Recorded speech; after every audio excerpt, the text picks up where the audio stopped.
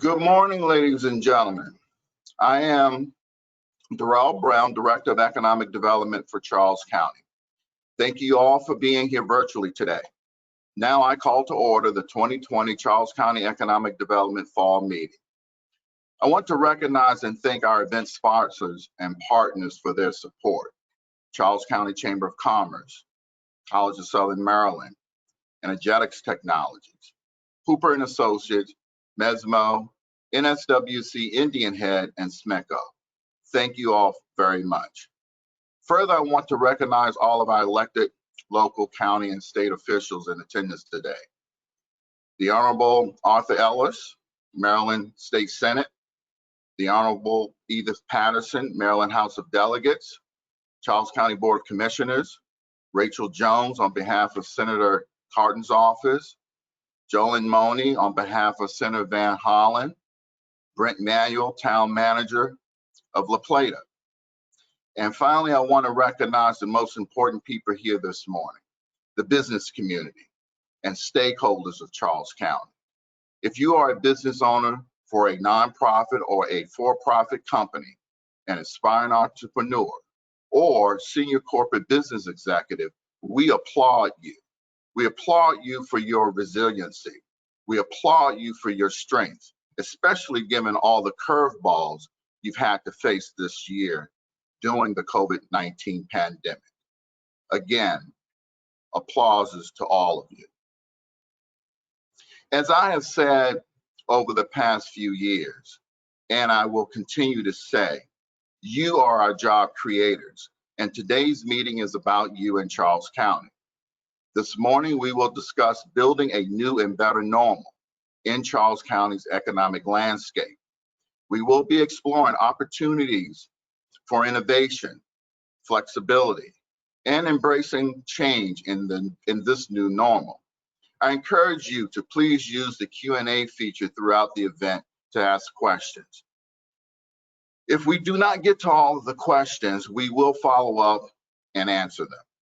Again, thank you for being here virtually. We have a wonderful program and event for you. Now, to start the program, please welcome Charles County Board of Commissioners President Ruben Collins. Commissioner Collins.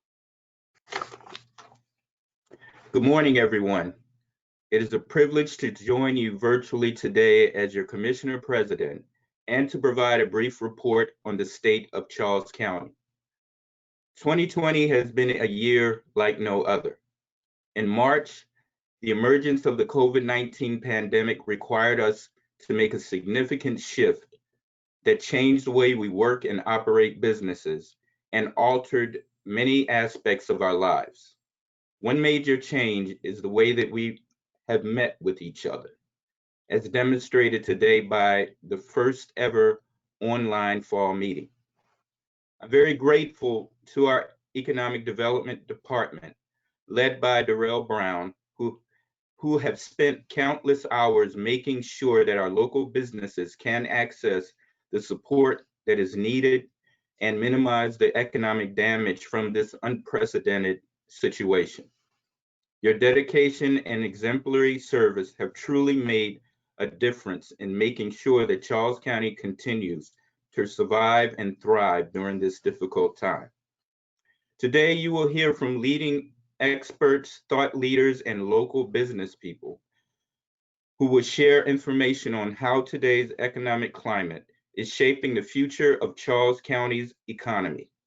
They will explore the forces that are changing the competitive landscape, especially during COVID-19, and how you can innovate and adapt to be successful. It is our hope that the information you learn and the strategies you gain today will help you maintain and grow your businesses and sustain your local economy. I'm here today to share an update on the state of the county. I would like to begin by sharing some good news in the midst of our extraordinary challenges. First, I'm pleased to report that our local government has made many changes to ensure we could deliver services to residents and businesses as they manage this public health emergency. Despite our challenges, Charles County also maintained our fiscal discipline and responsibility to our taxpayers. As a result, we've once again earned a AAA bond rating. Having a AAA bond rating reaffirmed means that due to careful fiscal stewardship, the Board of Commissioners is delivering on its commitment to prudent financial management. A AAA bond rating also means that the county can borrow money at the most favorable interest rates and invest it in capital improvements that will sustain our county's growth. From an economic standpoint, taxpayers can have a peace of mind that we are all well positioned to withstand the impacts of this period of economic uncertainty. Over the past few months, however, our nation has confronted the reality that we still have more work to do in addressing racial injustice. The murder of George Floyd, Breonna Taylor, and Ahmaud Arbery, and many others revealed that we need to identify where we are falling short in the equitable and fair treatment of marginalized groups of people. One way we are taking a look at this issue locally is by hiring a chief equity officer to help us examine the ways in which our internal and external operations may be inequitable and implement strategies to close these gaps. Charmaine Brown is a nationally recognized leader in this area, and we are pleased that she chose to join our team this past August. As you know, we also have contracted a nationally reputable consulting firm to conduct a disparity study. This initiative is an opportunity for us to take a more comprehensive look at our county's procurement policies and practices. It is our hope that these efforts will be a catalyst for changing how we conduct business as a government entity and help us to overcome discrimination and disparities that currently exist. Charles County government recognizes the growing diversity in our community, and we want to ensure everyone's voice is heard, respected, and valued in our policy and operation decisions. At the beginning of 2020, our Board of Commissioners was continuing its work towards making progress in 5 key goal areas: economic development, public education, the environment, quality of life, and good governance. While the COVID-19 pandemic took priority by early March, we still made major progress on our goals. Let me share just a few examples.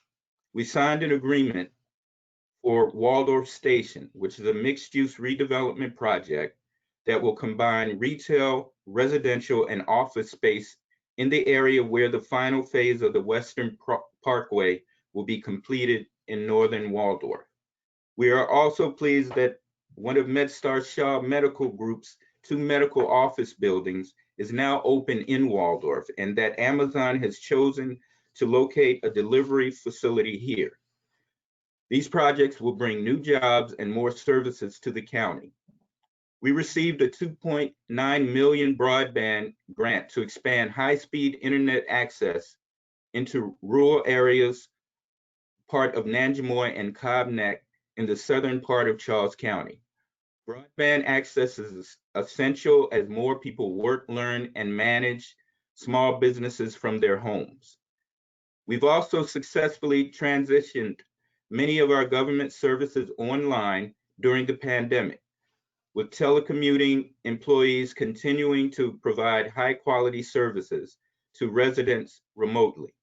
We process payments and permits, broadcast virtual government meetings, and continued to engage and respond to our community online. We've advanced quality of life initiatives with our housing programs. Housing Authority staff reviewed more than 4,000 applications for the Housing Choice Voucher Program, which was reopened for the first time since 2012. Advances in technology enabled the Housing Authority to accept applications online and determine residents with the greatest social and economic needs.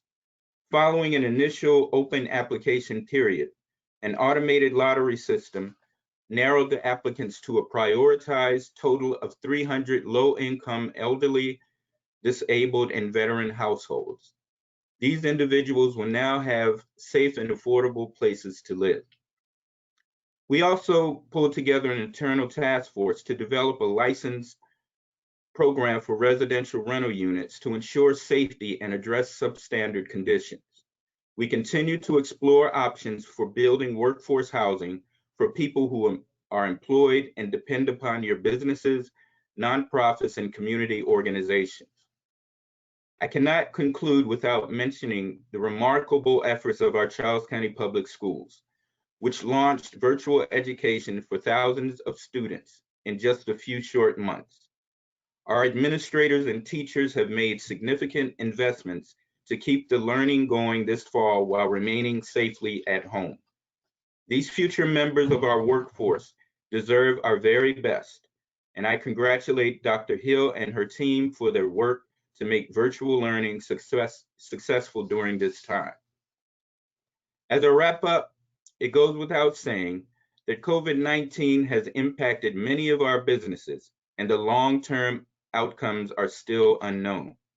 I'm proud, however, of the way our government has operated during this extraordinary year, and strong partnerships have been essential to our efforts. We have worked side by side with federal, state, and local government agencies and organizations within our community to protect public health and safety, support vulnerable populations, and ensure our local economies recover. The Board of County Commissioners remain dedicated to working with all of you to protect the health of our residents and to support a thriving community. I am exceptionally grateful to our business community for how you've adopted to the many changes and have come together in unity to respond to the challenges that we face. Thank you for your continued partnership and joining with us today to continue pressing forward. Again, thank you all and welcome. Thank you, Commissioner Collins.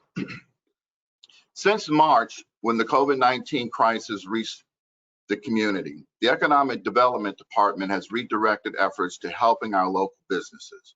Our goal has been to ensure the best chance for an economic recovery and continued economic growth in Charles County.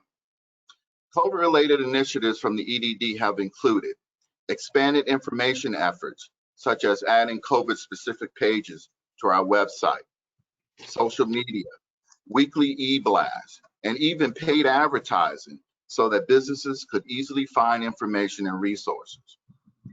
We developed and presented a series of webinars in collaboration with the Chamber of Commerce to help businesses adjust to the changes brought on by the crisis. The Board of Commissioners voted to implement a low-interest, partially forgivable loan program, which the EDD manages. We created a recovery task force to identify immediate business needs and engage partners to address those needs. This led to several initiatives that were implemented immediately, and the recovery task force will also submit a final report with more recommendations at the end of the year. Most importantly, significant EDD staff time has been dedicated to running a grant program for businesses impacted by the COVID crisis. Through the CARES Act, the EDD has overseen the awarding of over $1.7 million to 256 Charles County businesses, with over $745,000 in applications still pending approval and disbursement.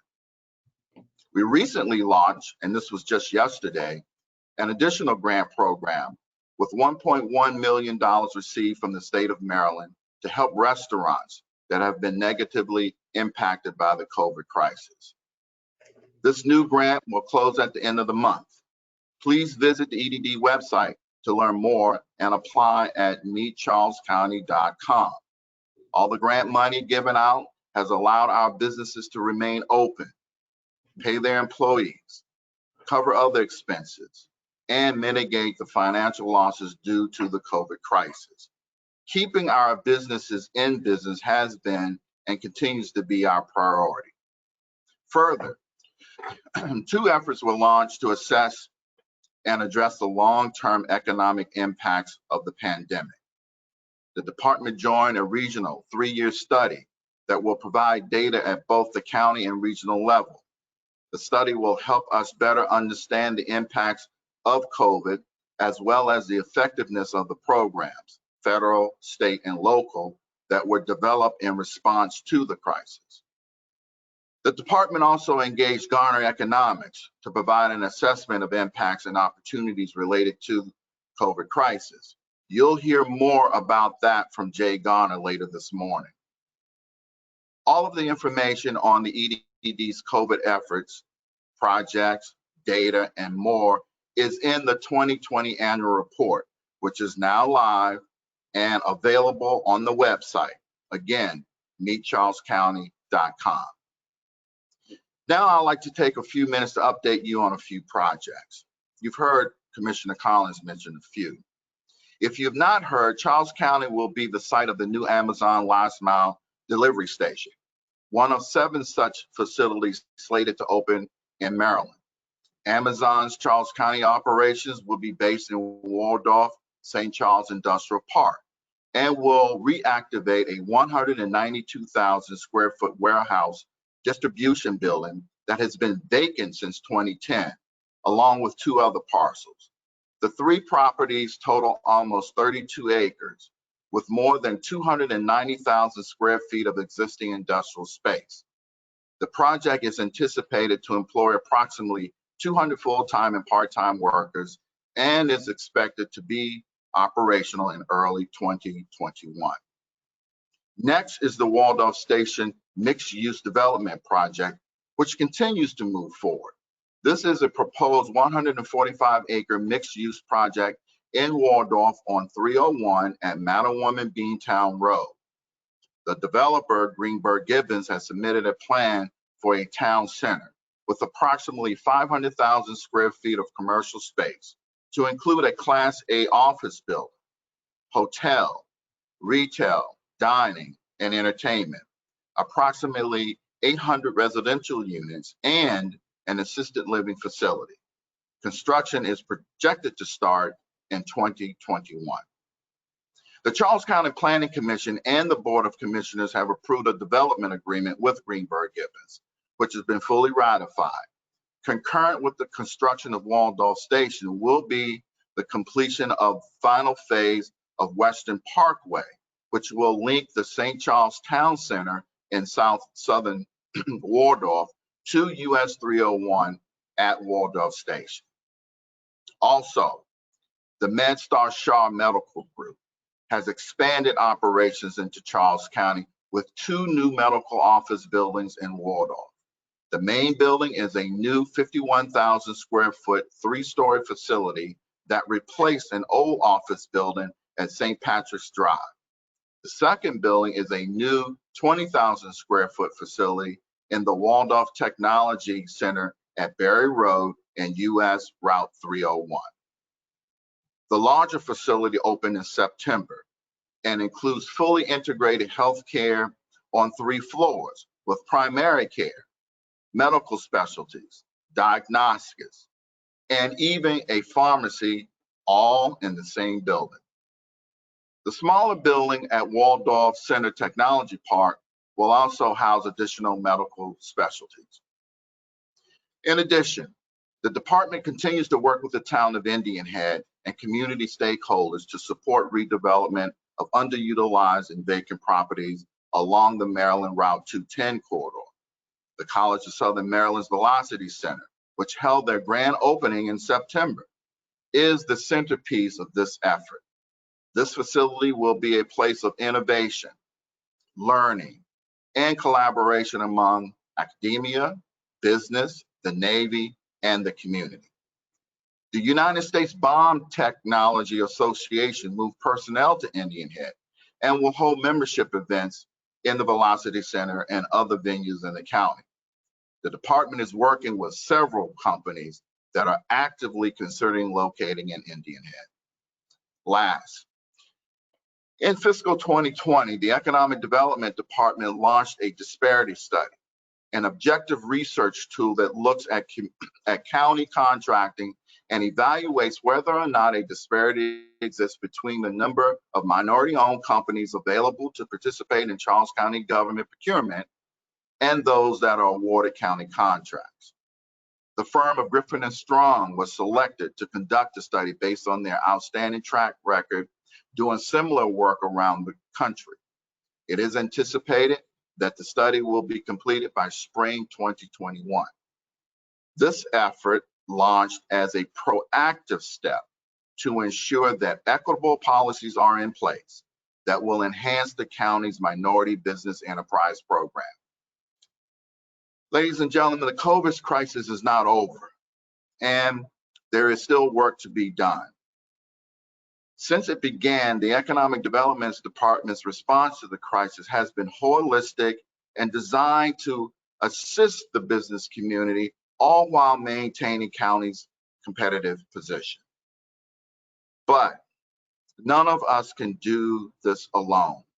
We are truly we are truly grateful for the support and collaboration we have had from partners, public sector, for-profit, and nonprofit organizations who have come together during this crisis. I wish I could name them all, but we'd be here much too long. You know who you are, and please know how grateful we are for your partnership. As I have said many times, those communities that collaborate are the communities that advance and succeed. Charles County is advancing and succeeding, and we all have been a part of that success. Thank you. Now it's my honor to introduce to you a gentleman that needs no introduction, Mr. Anirban Basu, our keynote speaker.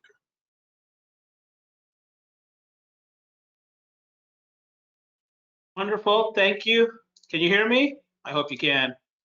So, brilliant. My name is Anirban Basu. Thank you for that introduction. And my job today is to talk about the economy and where we are now in the midst of this very interesting economic cycle. I want to thank Charles County Economic Development, of course, all chamber members, all businesses in Charles County, anybody who is on this webinar, listening to this content, for being here this morning. My presentation is entitled Return of the Economist.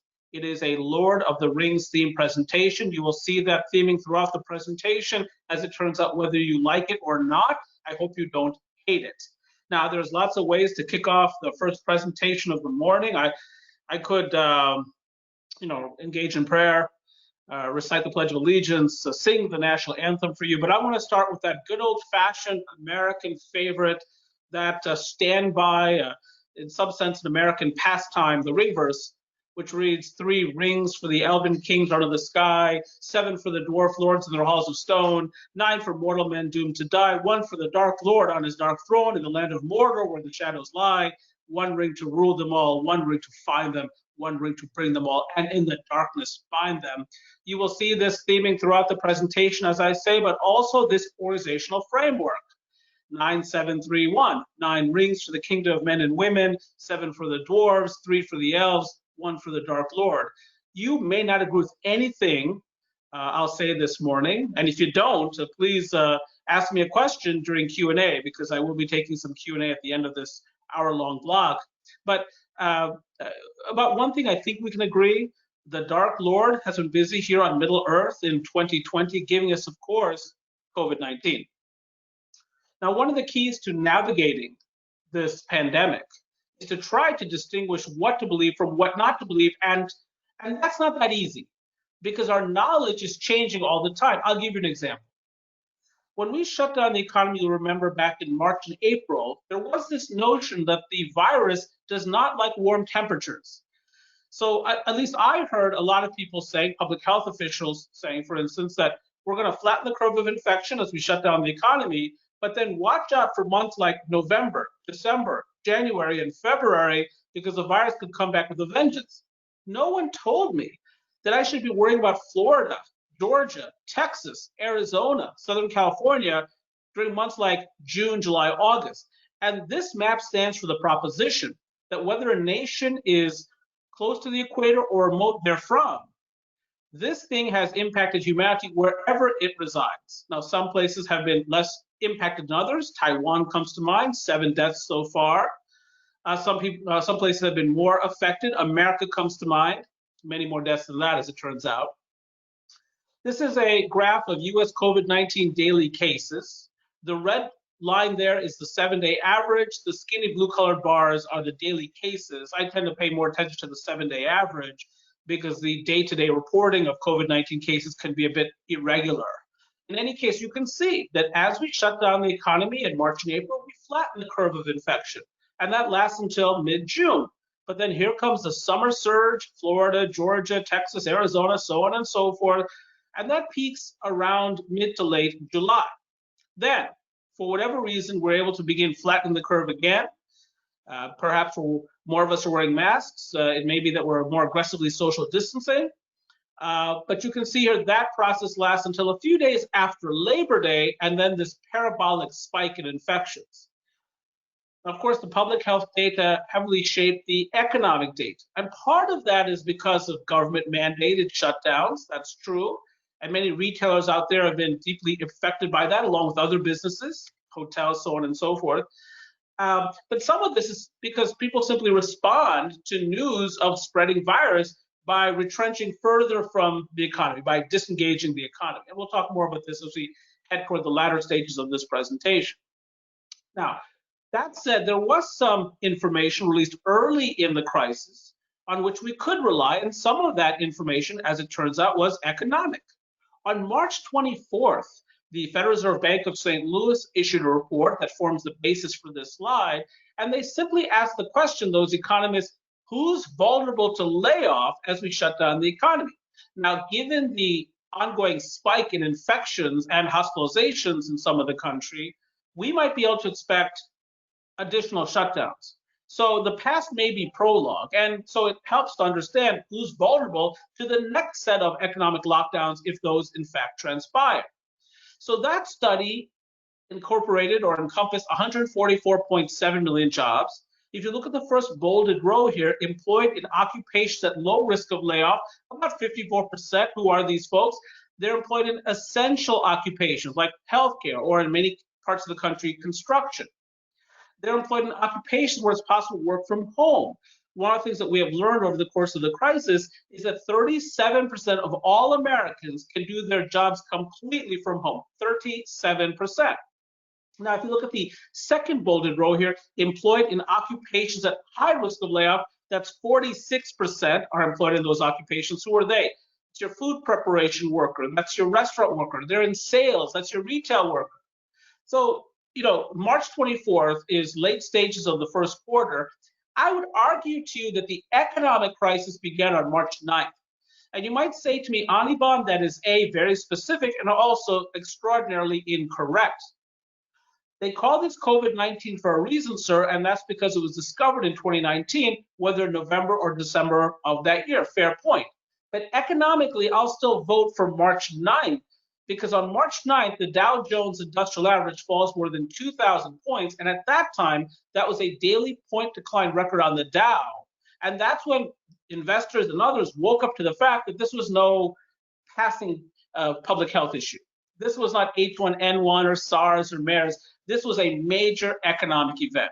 We also set daily point decline records on March 12th and then again on March 16th. You'll remember that the Dow Jones Industrial Average goes from 29,000 and change to 18,000 in the blink of an eye. Of course, yesterday with Pfizer's announcement, the market comes back. It's been coming back by and large over the course of the last few months. We'll talk more about financial markets later. But here's the point. March 24th, this report comes out. We know we're very vulnerable to job loss. And what happens after the first quarter? Well, of course, the second quarter, and the second quarter of 2020 was the worst quarter of our economic lives. Now, here I'm showing you quarterly gross domestic product.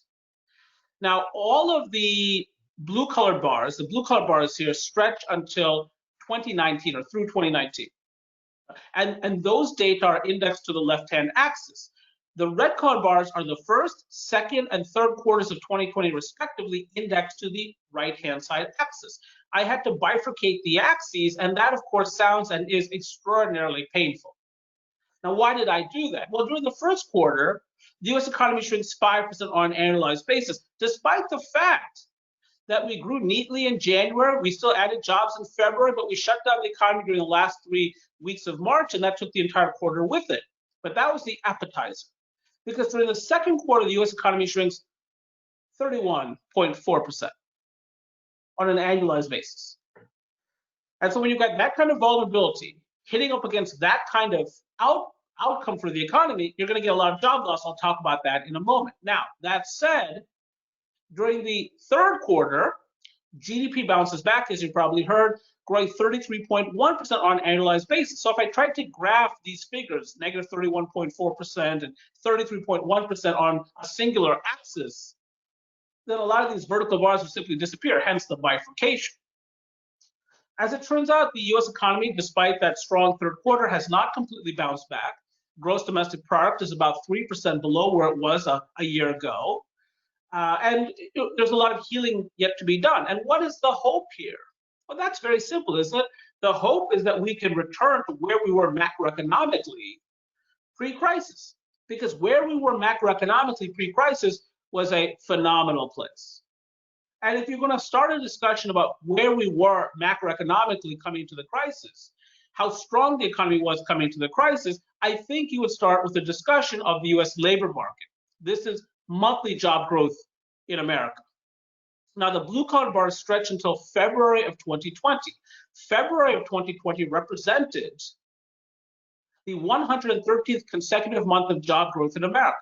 And over that 113-month winning streak, our nation added 22 million jobs. We drove unemployment to 3.5%. That was a 50-year low. You'd have to go back to December of 1969 to find unemployment as low as it had been pre-crisis. And just to give you a sense of how long ago that was, the Orioles were good back then. That just gives you some sense of how long ago that was. Now, we start to lose jobs in March. Again, we shut down the economy. In March, according to the data, we lose 1.4 million jobs. But that's misleading. Why? Because the so-called reference week, these estimates come out of survey data. The so-called reference week, the week during which that survey was conducted in March, was early in March. So a lot of the damage done to the economy in March actually didn't show up in that number.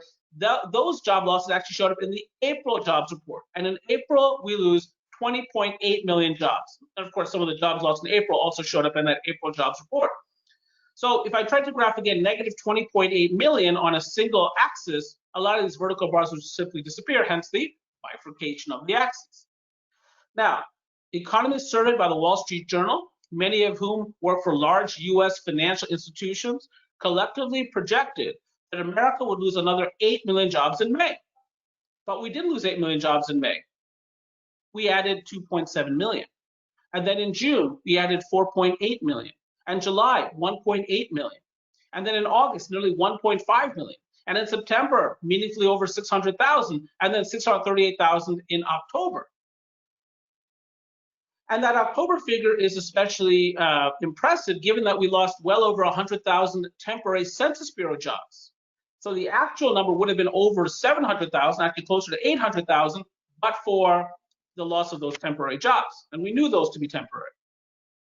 And if you graph that 638,000, that unadjusted number on the left-hand axis, it'd be a pretty lofty bar. And I would make the claim to you that the recovery to date has been V-shaped. There was a big debate in the economics community about whether or not the initial phase of recovery would be U-shaped, L-shaped, check mark, Nike swoosh, square root, hockey stick, V.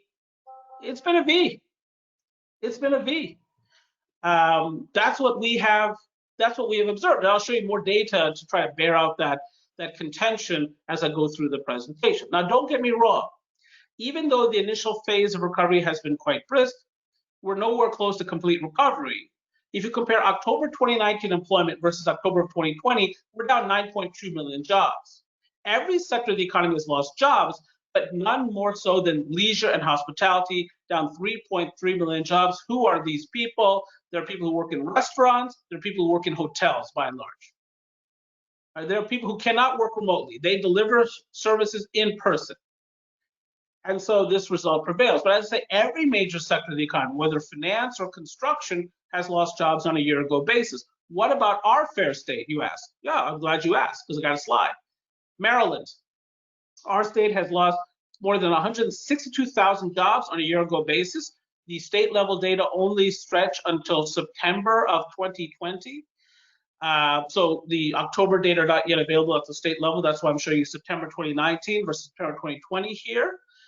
But which sector of the economy has lost the most jobs? Predictably, leisure and hospitality. Not quite a third of the jobs lost on a year-ago basis. Now, one sector of the economy added jobs, and that was construction, deemed in Maryland to be an essential industry. Our state's contractors came into this period with lots of backlog. There were also some emergency projects that related to the pandemic itself and trying to bulk up healthcare delivery capacity. But in any case, this is what's happened to our state. And it's going to take a long time for us to get back to where we were, I presume, because in a good year, in a decent year, Maryland adds about 40,000 jobs. Well, we're down 162,000 jobs. So you do the math, it could be quite some time before we get back. But some caveats around that, and I'll talk about that again late in the presentation. What about the Calvert, Charles, Prince George's statistical division, metropolitan division? So Calvert, Charles, Prince George's County, of course, Prince George's County by far the most populous of these three counties. Charles County, last I checked, had a population of around 165,000, if memory serves.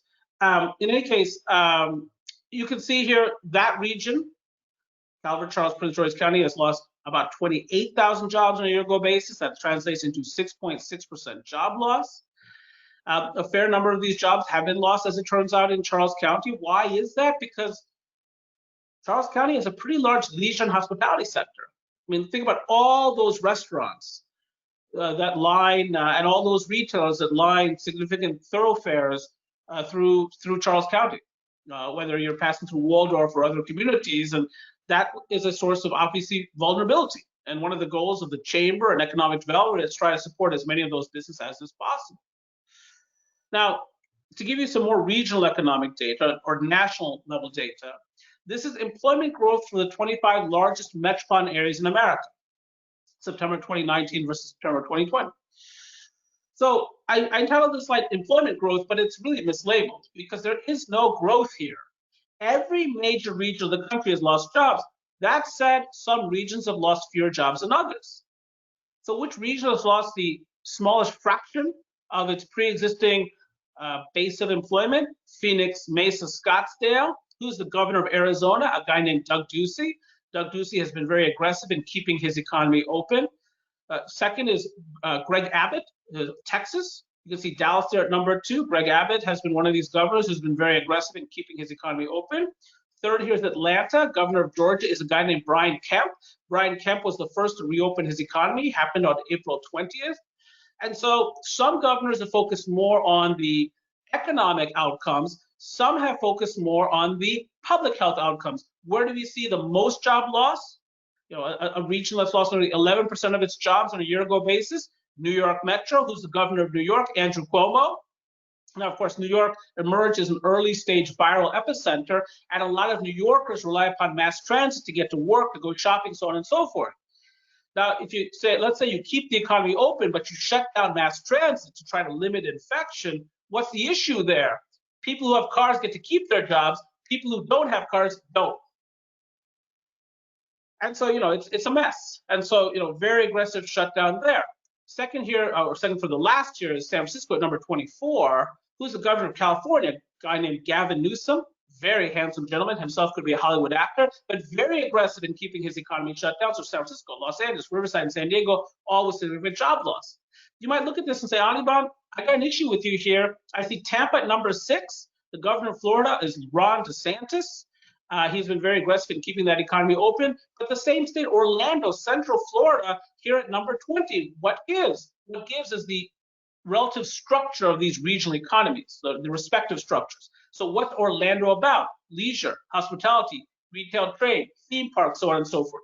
So these data reflect an admixture of public health outcomes, public policy, and of course the economic structure of various regions around the country. What about unemployment?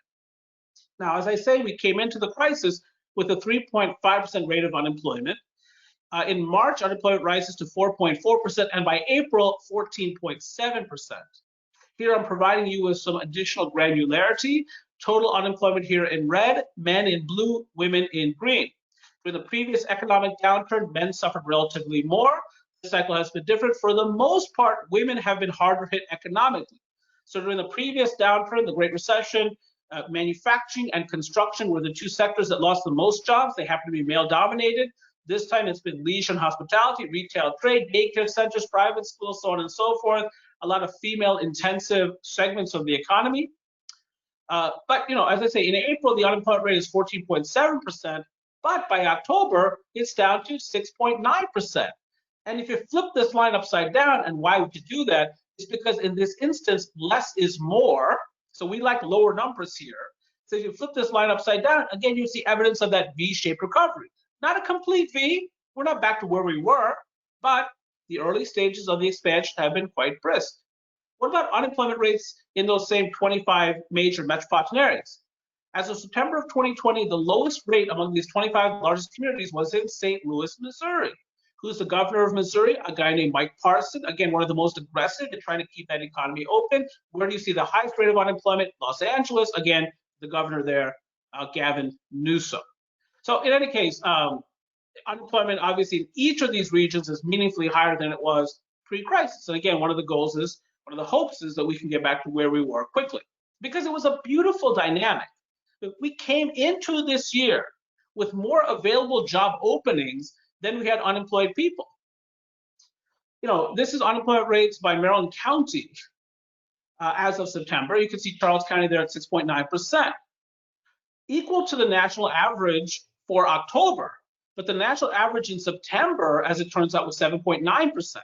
So it is still the case that though Charles County's unemployment rate looks high by Maryland standards, it's certainly not been high by national standards.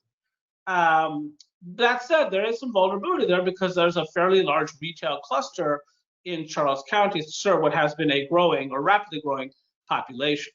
This is Charles County's unemployment rate graph back to September of 2002. And you can see here what happened. In some sense, the doors came off. The unemployment rate peaks at almost 10% during the worst of this crisis. It's come back down by September to 6.9%, but a long way to go to get back to where we had been.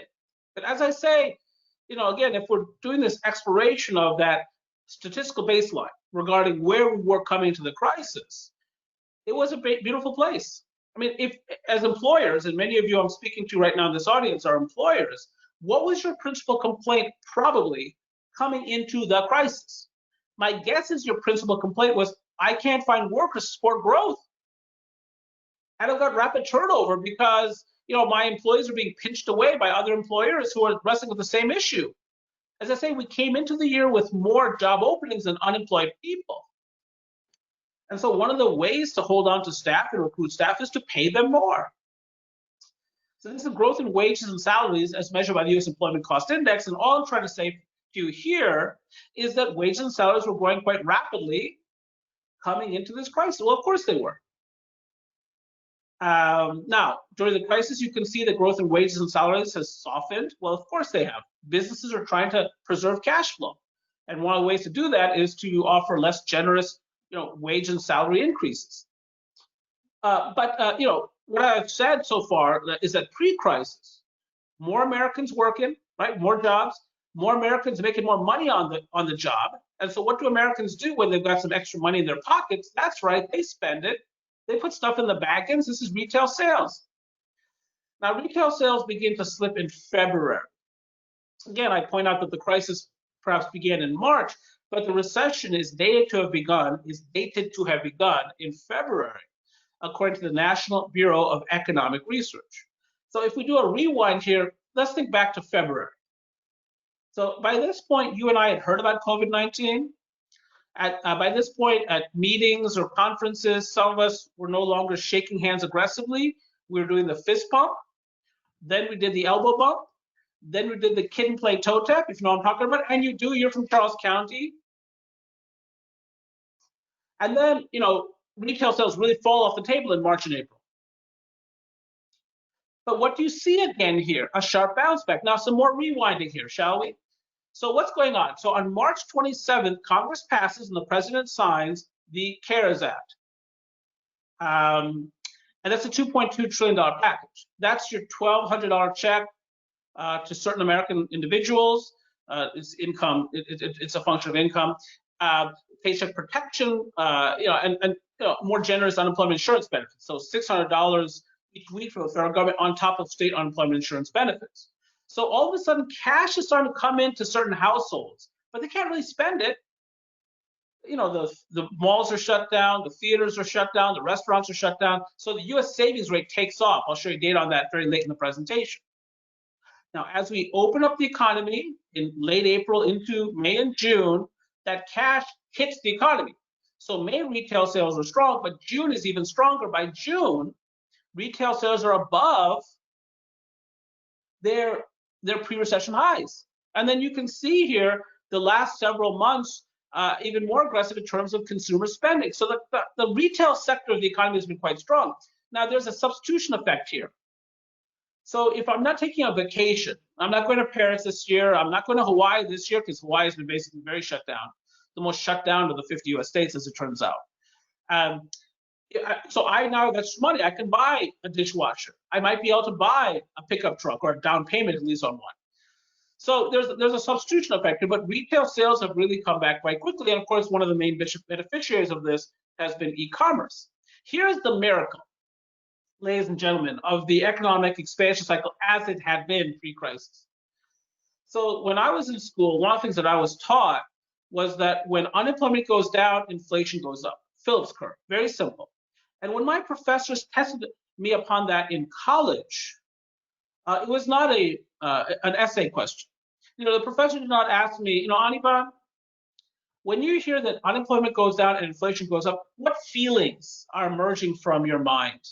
What emotions are you feeling right now or sensing right now? Please write those down for me in excruciating detail. I really want to read that. No. It was true, false. It was Anirban. When unemployment goes down, inflation goes up. True, false. True, professor, done.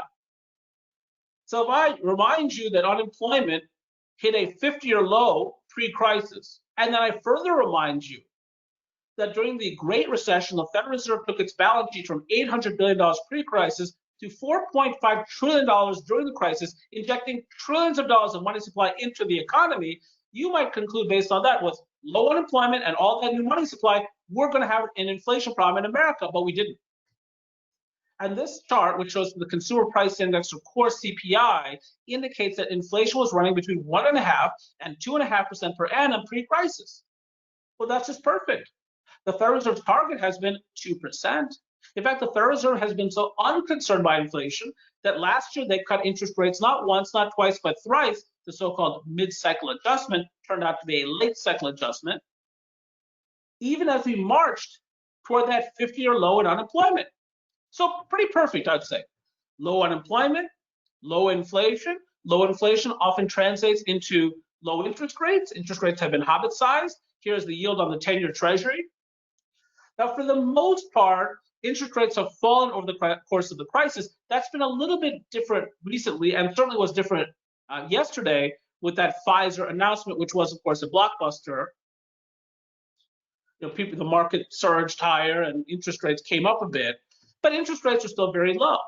So perfect combination again, low unemployment, low inflation, low interest rates. There are many implications to that formula or recipe. One of them is rising home prices. This is the S&P Case-Shiller U.S. National Home Price Index. Now, it should surprise precisely no one in this audience that home prices were rising prior to the crisis. Well, of course they were. More Americans are working. Their incomes are rising, and interest rates are low. By the way, the yield on the 10-year Treasury, as I'm speaking to you, is now up to 0.963%. Set that aside. I'll give you constant updates as I go through the presentation. But I think what is somewhat surprising is that the rate of home price appreciation has accelerated during the crisis. Now, why is this? Well, as it turns out, over the course of the crisis, mortgage rates fell even further, but there's more. More people wanted social distance. More people want more space for that home office because they want to look good on GoToWebinar. I'm trying here. And then the millennials are coming of age. So when you talk to realtors, they'll say, look, I got lots of people looking for homes here. I got lots of people. I've got baby boomers downsizing. I've got millennials coming of age. I've got all kinds of people wanting social distance, thinking about school districts, so on and so forth. Here's my problem. I got nothing to show them. The inventory of unsold homes is low. So when demand is high, supply is low, what happens? Price tends to rise. But then the supply side of the economy doesn't just sit still as prices rise. They respond by adding to supply. This is U.S. residential building permits. It's a leading indicator because you got to pull a permit before you can build anything. Now, residential building permits were surging coming into the crisis late in 2019. Again, same dynamics. Strong demand, weak supply. Home builders saw an opportunity to meet unmet demand. Now, during the early stages of the crisis, you can see your permits decline. But then what you see, a sharp bounce back. And the home building and home selling segment of the economy are among the strongest segments of the economy right now. And I expect that to continue by and large into 2021, even though mortgage rates probably will rise a bit next year for reasons we'll get into. But again, if you use your imagination here, you can carve out the letter V from the last few bars on this slide. V for vibrancy or vitality, or for those of us economists who thought it was going to be V-shaped, vindication and validation. In any case, and then eventually vaccine. But I've shown you now several data points, right? Job growth, the rate of decline in unemployment, retail sales, and now building permits, suggesting that in fact the early stage of the recovery, if anything, has been more V-shaped than any other potential letter or symbol you could come up with. And then finally, to finish this initial stage of the presentation, the stock market, which was performing, of course, brilliantly coming into the crisis, and performed brilliantly yesterday, as it turns out. But here I've indexed the Dow Jones to the right for you and the NASDAQ and the SP to the left. Again, you can see a V-shaped recovery here, as share prices have bounced back a lot since April. And indeed, the Dow Jones hit a record yesterday. I titled this slide, but it goes to Elven, to pay homage to the fact that Lord of the Rings has lots of L's, but also to fully understand the title of the slide, you'd have to harken back to a movie that came out in 1984 called This is Spinal Tap. And if you understand that reference, this becomes hilarious. But if you don't, that's fine. The point is all systems go prior to the crisis. More jobs, lower unemployment, higher wages, more retail sales, more home sales, booming stock market. And in fact, the economy was so strong coming to this crisis that some people characterized it as an irresistible force. And some economists actually predicted as late as early March, and they're quoted in newspapers suggesting this, that we might be able to get through this public health crisis without a recession. And that was because there was so much momentum in the economy. Well, this was naive for two major reasons. Number one, yes, the macroeconomic figures here, the main figures, unemployment and job growth, so on and so forth, were quite strong. But over the course of 10 plus years of economic expansion, some vulnerabilities had opened up in the economy. Let's talk about those. So one set of vulnerabilities pertains to the fact that not all sectors of the economy were fully participating in the expansion. I will give you an example: agriculture. Many farmers have had to take on significant debt in recent years. They haven't been able to fully pay their bills without doing that because they've been dealing with the effects of trade wars, low soybean prices, low corn prices, monopolistic buyers. Manufacturing, another segment that was wobbly coming into the pandemic. This is the Institute of Supply Management's Purchasing Managers Index.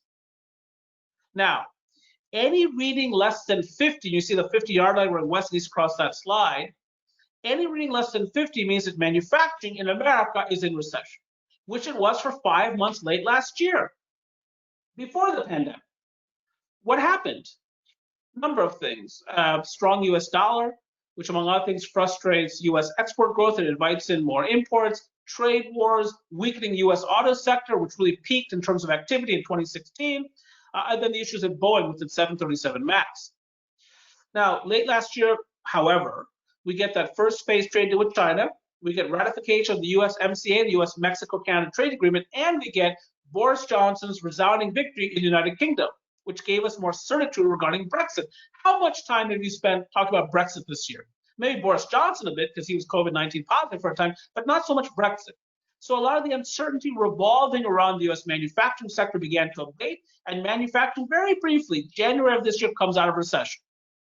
But then COVID-19, supply chain disruptions coming out of China and the rest of Asia, and then Europe, and a shrinking global economy, and you can see your manufacturing goes deeply into recession earlier this year. And then what do you see? The letter V, a sharp bounce back in economic activity. Again, some rewind here. General Motors, Ford, Chrysler, Boeing all shut down their plants for a time. So inventories are shrinking. Now, there's nothing being added to inventory. Again, as America reopens its economy, at least in part, the cash that had been saved up is spent in the economy, and inventories have to be replenished. And that's why you see this virtuous move to the upside. But again, my point in showing you this slide is not that so much as to point out that there was some wobbliness, some vulnerability or fragility in the US manufacturing sector coming into the crisis. But by far the leading source of fragility was the fact that we had accumulated so much debt.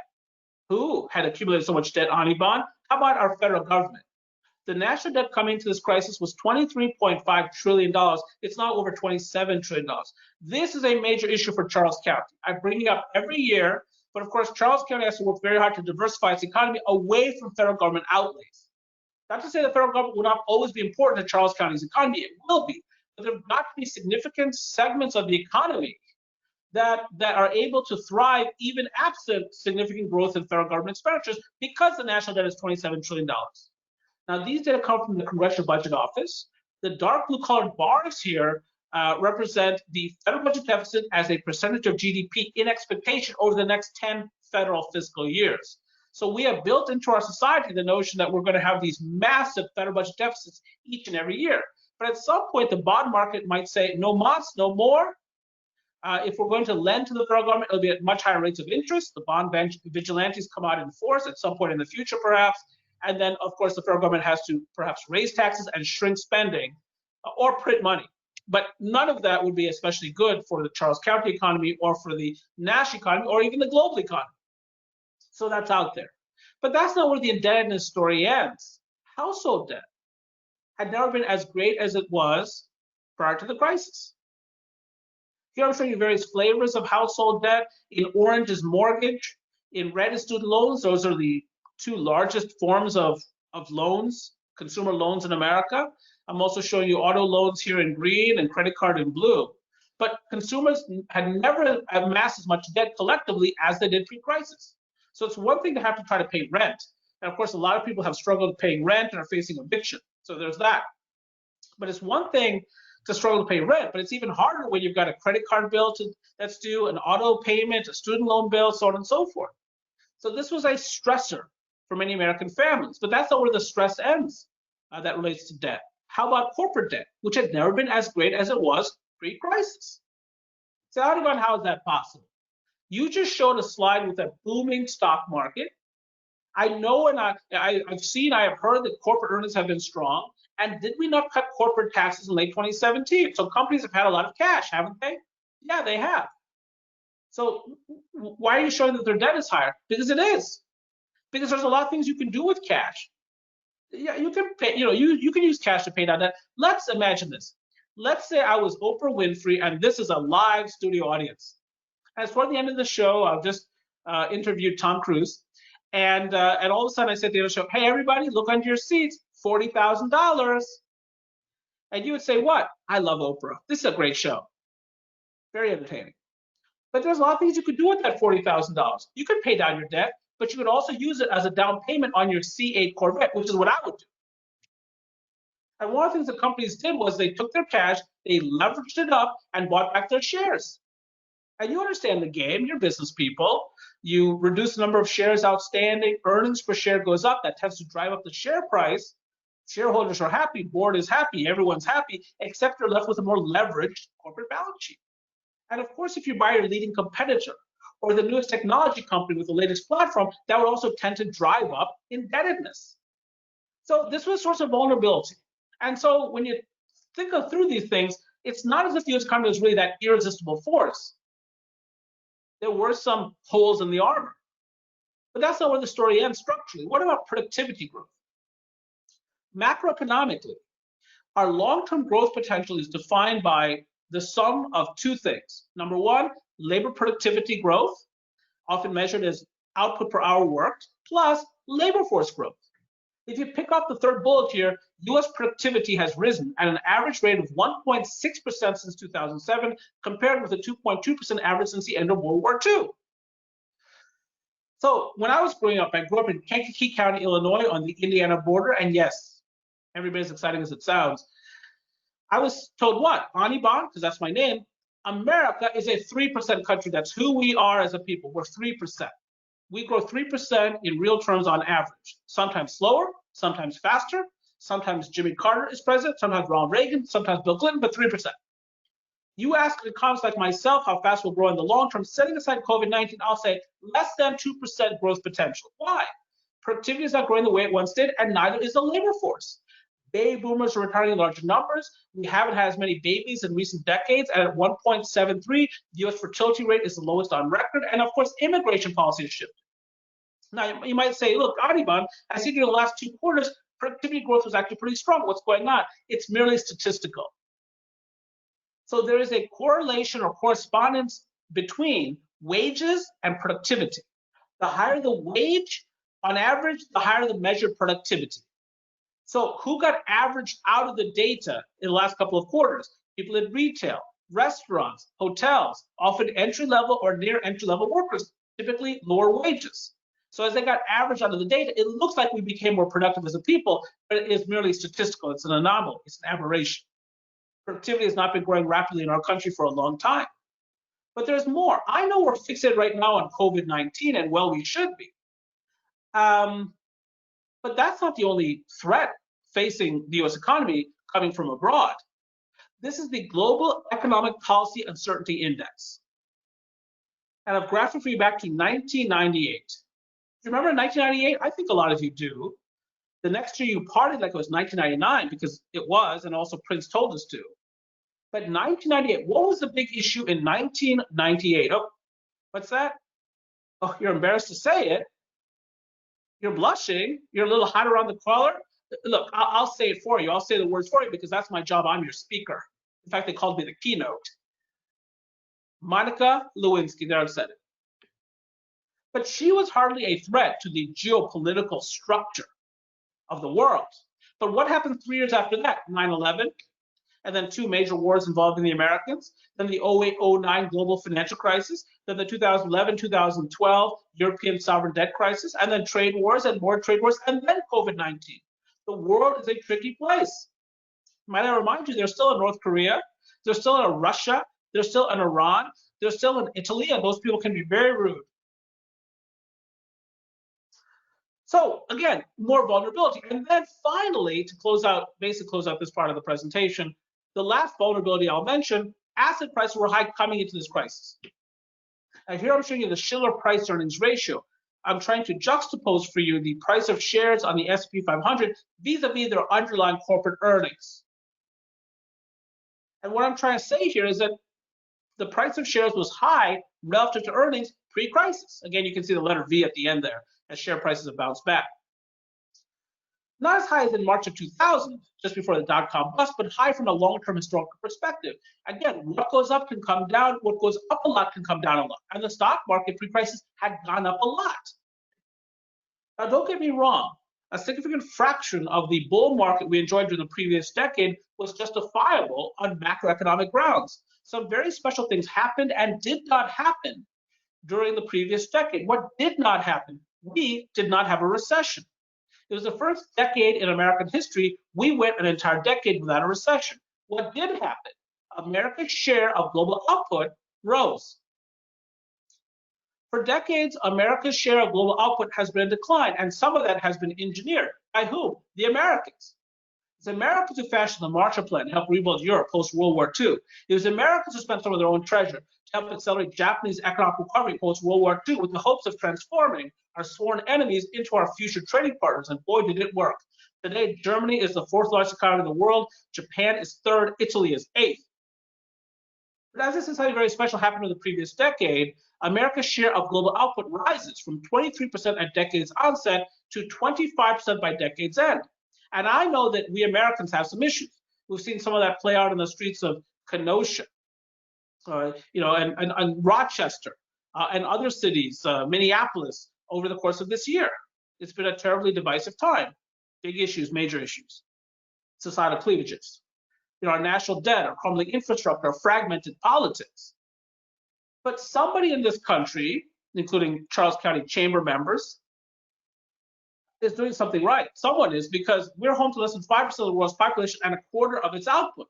But does this performance, as remarkable as it is, justify this performance? This is stock market returns by country or region 2010 to 2019. You see America in the red colored bar here, 256% return on US equity markets during the previous decade. Now again, you may not agree with anything I've said thus far, anything I'll say in my remaining time with you. About 10 minutes more presentation and then Q&A. But upon one thing we can agree, a decade has 10 years. So if you take that 256% and divide by 10, you get a back of the envelope computation with respect to the annual rate of return on investing in US stocks each year for a decade. Compare that to India, which during a bad economic year pre-COVID-19 will grow 6% in real terms. But you wouldn't know that from its stock market performance. Or China, which tends to grow faster than the United States, and in fact will grow economically this year, ironically. So what I showed you in absolute terms, price-earnings ratio, or relative terms like I'm showing you here, asset prices were high, at least stock prices were high compared to the crisis, a source of vulnerability. But by far, the leading reason I would suggest to you that any economist who thought we could get through this without a recession was naive was because COVID-19 is just different economically. So I've done the 9, I've done the 7, here comes the 3. So to simplify their understanding of this crisis, many economists have striven to compare this to previous episodes of American economic stress. So I've heard many economists compare this to October of 1987 from a stock market perspective, or 9/11, or the effects of Hurricane Katrina on New Orleans in 2005. And of course, many economists have compared this to 2008, 2009. By and large, such comparisons are pure nonsense. I'll give you an example. 2008, 2009, what was that? That was a demand shock. What happened? The money disappeared. From where? Everywhere. Value of people's homes, their portfolios, bank balance sheets. The air came out of the balloon. So what did we do? We put air back in the balloon. We passed the Troubled Assets Relief Program to recapitalize the banks. We passed, under President Obama, a $787 billion stimulus package in February of 2009, the American Recovery and Reinvestment Act of that year. The Federal Reserve took interest rates effectively to 0% and then blew up its balance sheet, as I say, to $4.5 trillion. Presently, the Federal Reserve's balance sheet is closer to $7 trillion. So we put air back in the balloon, and you could argue it worked because that fashioned the latest economic expansion in American history without triggering problematic inflation. But this is no demand shock, ladies and gentlemen. This is a supply shock of a caliber unknown in modern times. This is quarantines, travel bans and restrictions, closure of public places. Can't go to the mall. Can't shop in Waldorf or La Plata. That triggers, things like factory closures and supply chain disruptions, right? Because COVID-19 is a challenging thing to deal with. Now, don't get me wrong, as we shut down the economy and we lose 20.8 million jobs in April, that triggers a follow-on demand shock. That's true. But first and foremost, it's a supply shock. In some sense, it did not matter how much momentum we had coming into the pandemic. You shut down the economy recedes, you're in recession period.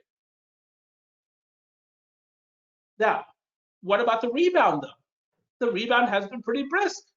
And, I think, back in March, if you see some of my first webinars that I taped or I presented to folks, I indicated that I thought it was going to be a V-shaped recovery, not because I was hopeful. I'm always hopeful, but this is a profession. I'm trying to get it right from a predictive perspective. No, because we know what the economic impact of past pandemics has been. This comes from Goldman Sachs. So you see too many lines on here by half so late in the presentation. Let me walk through this a little bit.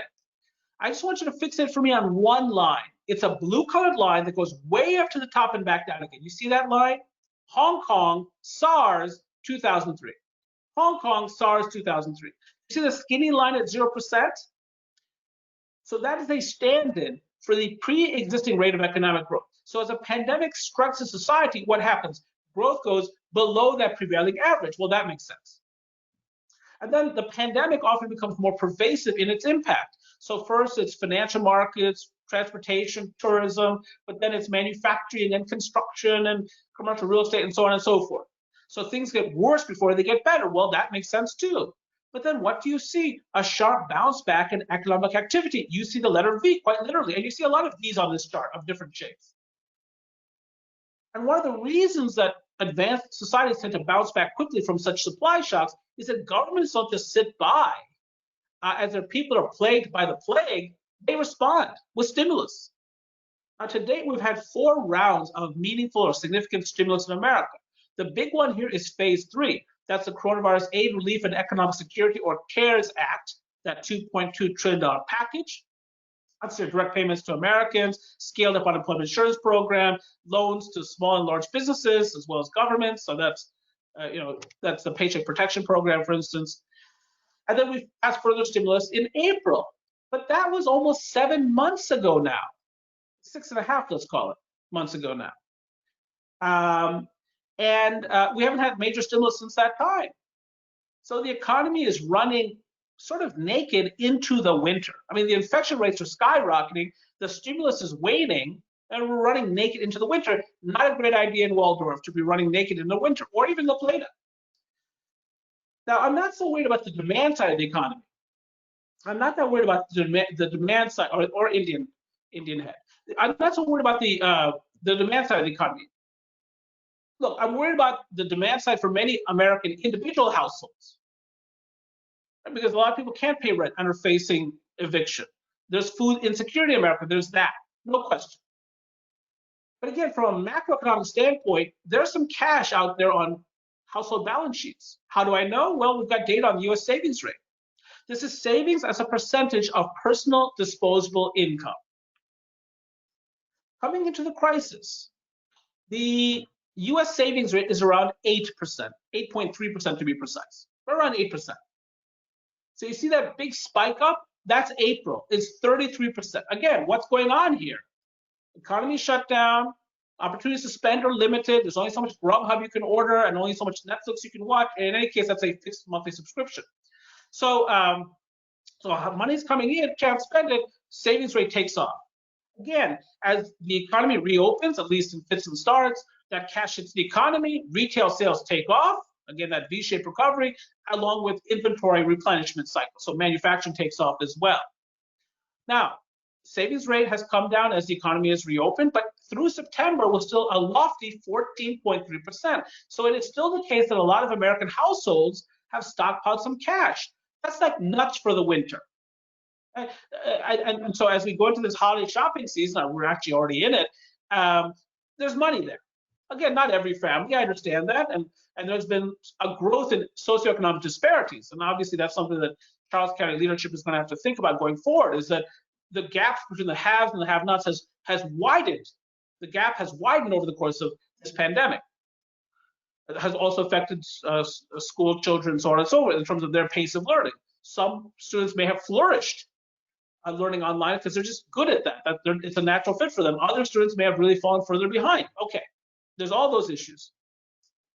But my point is, I'm not as worried about the demand side of the economy because there are some households out there that have stockpiled some cash, and there's therefore some aggregate spending power in the economy. So what am I worried about? Well, that's obvious. The supply side. This first bullet, and this is my final slide, this first bullet is a quote from the first set of webinars I started delivering in March, as all of my live presentations were canceled and I went online. I said the initial phase of recovery from this crisis will be sharp, profound, and most welcome. That's exactly what it has been. V-shaped. A partial V, we're not back to where we were, at least in terms of jobs and unemployment, but V-shaped. I pointed out that as people re-engage the economy, they would find low interest rates. They have, and they've used those low interest rates to buy, pickup trucks, new or used, luxury vehicles, homes. There therefore be a need to rebuild inventories as cash hit the economy, and that's exactly what's transpired. And people, of course, we're human beings, and we're Americans, and we're from Waldorf and La Plata and Indian Head and so on and so forth. We're just social creatures, and anxious to meet again, go to restaurants. Some of us like to go to casinos, including at National Harbor in Prince George's County, close by. We want to see a movie, and not necessarily on Netflix at our homes, but in an actual theater with a very massive popcorn, a bucket, heavily buttered and salted, with a ginormous Coca-Cola and Twizzlers. It's the American way. We want to watch the Orioles, which is the most phenomenal thing a human being can do short of nurturing a child, and engage in other most wonderful of human activities. For many economists, May's jobs report was a starter, but not for all of us. Again, some economists thought we were going to lose millions of jobs. We added 2.7 million jobs. And then we add even more jobs in June, 4.8 million. That's a great month. But while we've added jobs since July and through October, in general, the pace of job creation has been slowing. And some things that created jobs, like outdoor dining, have begun to go away. For obvious reasons, the weather is getting colder.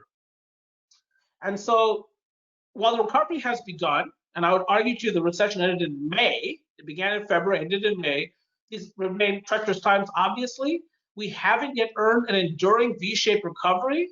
And my baseline prediction is that we'll have another recession this winter as we start to see more economic shutdowns, trying to prevent hospitals from becoming overwhelmed with COVID-19 patients. I hope I'm wrong about that, but I see another supply shock about to hit the economy. And then next year will be far superior. The combination of a vaccine and what I expect to be a post-inauguration stimulus will spring-load this economy for something really quite wonderful during the last half of 2021, and maybe that starts a bit sooner than the last half of 2021. So next year will be much, much better for all kinds of folks, all kinds of businesses. But the next few months, I think, are going to be diabolically difficult to get through. There's some weirdness already out there financially and emotionally. And so I'm looking at a little bit of bleakness this winter. Again, I hope I'm wrong. We'll talk about it during Q&A. And with that, thank you very much. I'm done with my prepared or ill-prepared comments. Let's get to Q&A.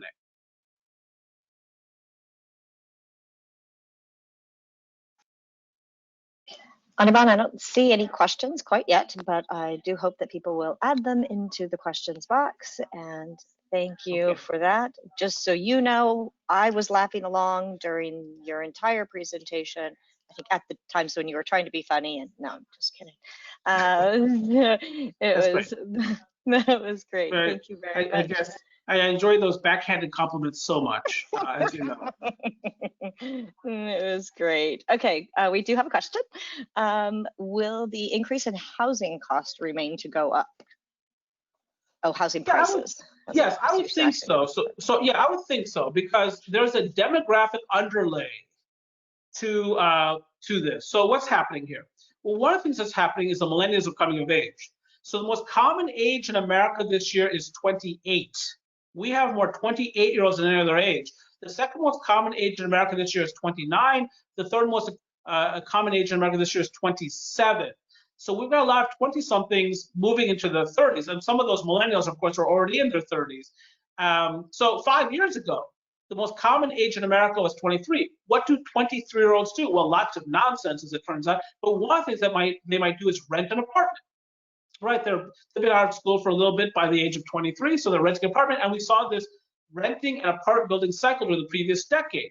The previous decade was largely about the American cities.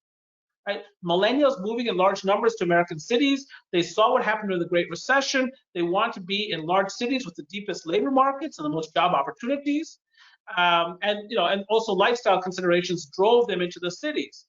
In 5 years, the most common age in America will be 33. What do 33-year-olds do? Well, again, lots of nonsense, but one of the things they might do is buy a home. And so I think those demographic underpinnings will be there for quite some time, for the bulk of the decade, and you'll see lots of demand for housing as a result of this. And COVID-19 changes some of our behavior because we're able to work remotely, many of us, and employers have accepted that we can work remotely. So here's the surprise. We knew that a lot of people could work remotely. In fact, a lot of people have been working remotely in Charles County for a long time to at least avoid 1 or 2 days of commute each into Washington, D.C. or wherever each week. The surprise has been that people can work remotely and be more productive working from home than in the office. That's been the big surprise.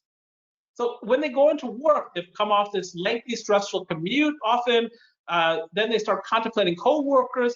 They go to the water cooler to gossip and maybe drink some water. They take repeat coffee breaks. They get dragged into impromptu meetings. They fill out their NCAA bracket. I'm not suggesting the homes don't have distractions. Of course, we know they do. But many workers have been more productive. And so it's a big decade for Charles County, because I expect to see a lot of people who would otherwise live closer to Washington, D.C., or Baltimore, or New York City, to live in a place like Charles County, which is sufficiently close to get into work when you need to, but has the broadband and that kind of technologies to allow people to work remotely. So in any case, and I think a very high quality of life. So anyway, that's my answer to your question. I think that barring some major increase in mortgage rates, home price appreciation will continue for the foreseeable future. Thank you. When you mentioned the need to diversify beyond the federal government, what about the industries or private sector related to the federal sector? Same thing though, right? Because it's all part of federal government outlay. So if you've got defense contractors, or you've got civilian contractors who depend upon some agency of government, whether Health and Human Services or the Department of Defense or whomever it happens to be, Housing and Urban Development. If the federal government finds at some point in the future that's going to cut back expenditures, it's actually going to cut the contractual expenditures first. It's not going to cut Social Security first. It's not going to cut Medicare first. It's not even going to cut Medicaid. It's part of Medicaid first. It's going to cut the contractual side of the economy first. So that is an issue. That's an issue for St. Mary's County with Pax River, any place that depends heavily, or Harford County with Aberdeen Proving Ground, any place that depends disproportionately on federal government outlays has got to think about a diversification strategy. Now, there's some opportunities out there. E-commerce has got a major push forward. So what is the backbone of e-commerce? Fulfillment centers, data centers, and of course, trucking. We know that healthcare is going to receive lots of investment going forward, for public health and other reasons, demographic reasons, healthcare. Tourism, of course, is another growth sector, as is manufacturing, because we know a lot of jobs are being reshored back to America, in part because of the US-Mexico-Canada trade agreement, and in part because CEOs are tired of these repeat global supply chain disruptions, and they want to be closer in terms of their production to their customers. So lots of opportunity in Charles County for diversifying the economy, and I think the county, if it's not doing that, should get to it, because that is a sort of Damocles hanging over the economy, which is what's going to happen to the federal government's spending power going forward, given that we've amassed this $27 trillion national debt, and we're looking at further stimulus in the months ahead. Great, thank you. Next question. Are home buyers abandoning urban areas because of COVID? And do you think this will help counties like Charles? Yeah, so there is this narrative out there suggesting that people are fleeing the cities, and indeed we are seeing rents fall in places like Manhattan, Brooklyn, San Francisco, and then home prices surging in proximate counties, Westchester County, New York, Fairfield County, Connecticut, so on and so forth, and that's the New York metropolitan area story. I don't know that it's so much people running away from cities for various reasons. And I actually I don't see a lot of people running away from Washington, D.C. Washington, D.C. is a perfectly beautiful, functioning city with a vibrant economy and lots of things to do. But people are looking for ownership opportunities. And those ownership opportunities tend to be in the suburbs. And the additional space for home office tends to be in homes in the suburbs. Larger unit sizes. So I think that's what's happening here by and large. Yeah, there might be some people who are trying to escape their city for whatever reason, but I think more of it is people being pulled into the suburbs by what the suburbs offer. And will that benefit Charles County between remote work and the out-migration of millennials from urban areas to more suburban and rural areas? And rural areas, have an upside here, because you can work remotely from many rural areas. Right? So if you enjoy that kind of quality of life and you're not worried about commutes anymore, that's another upside for those communities that have often been left behind. So yeah, I would think that it's a good decade for Charles County, and again, will make Charles County real estate more valuable over time, at least residentially zoned real estate. Great. The next question. Do you anticipate the contentious presidential transition period will impact the short-term economy? Yes, I do. Because right now, one of the hopes for many people has been that we'd see some stimulus during the lame duck session, during this period after the election. And instead, what's happening is we're getting these challenges to the election, right? So, Charles County went big time for Joseph Biden. As it turns out, Charles County actually went big for Hillary Clinton, as it turns out 4 years ago. But they went really big. I think 74% of the vote went for Joseph Biden during this election out of Charles County. So, I think I know some of the audience I'm speaking to here, but yeah, this ranked. And if you listen to Fox News this morning, lots of talk about the president needs to go through this process to understand if there was fraudulent voting. If you go to CNN, you'll see people just up in arms saying, why can't you accept the election results? What are you doing? It's bad for democracy. People's views differ, including on this call. So I'm not offering an opinion one way or the other, but it does mean that our politics is gridlocked for the short term. And as I say, we're marching naked into the winter, and no stimulus has been passed in nearly 7 months. And it does affect the very near-term economic outlook, and it's not a positive impact. Oh, I think we got time for one, maybe two more questions. So with 37% of the workforce remaining at home, we're seeing commercial real estate inventories build. What do you see the impact to commercial real estate as the new normal of a remote workforce settles? Yes, commercial real estate, I think, is in crisis. And again, 37% of people can work purely from home. It doesn't mean 37% of people will, by the way. It just means they could if their employers allowed them to and they wanted to. But again, a lot of these workers can be more productive working from home than they are on the job. During the previous growth cycle, a lot of employers moved from Class B space to Class A space for a number of reasons. One, the economy was good. They could afford to do it. Number two, it made them feel good. The CEO felt good. The board felt good to be in this nicer space. They thought it was better for the customers, for instance, who were coming in to visit. And then three, it was a recruitment and retention tool. So if you've got an unemployment rate of 3.5% and you're trying to recruit the best and the brightest to your firm, when they come in for the interview, you want them to see really nice space. You want them to view this as a success address. You want them to take a selfie of themselves in the space and send out to mom and dad to say, look, mom and dad, look where I'm going to work. You want them to accept the job offer. But now with the classes of 2020 and 2021, look at the worst job market since at least 2009, unemployment in America elevated, and many firms looking to save money.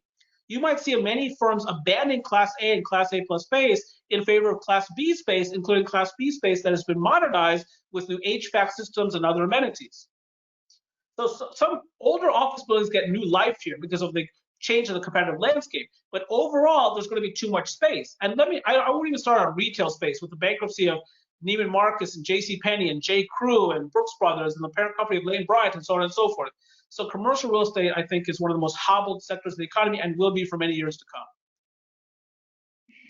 Oh my goodness. With that, we are at 10 o'clock, and I will personally thank you for the information, your humor, and just being present with us today. And I'm going to turn it back over to Darrell, who will kick us into the break.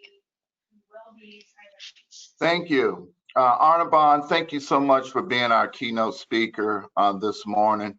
You are a true talent and an asset to the state of Maryland. And I want to thank you again for all that you do. And if there are any leftover questions, Sandy, if you could get them, and perhaps we could share them with Anirban, and he may be able to provide a response later after the event. But Anirban, thank you very much. Thank you, Darrell. Thank you very much. Thanks to all. We will now take a 5-minute break. Our program will start again at 10:05. And at that time, I will introduce our next speaker. So we'll see you in 5 minutes, 10:05. Thank you.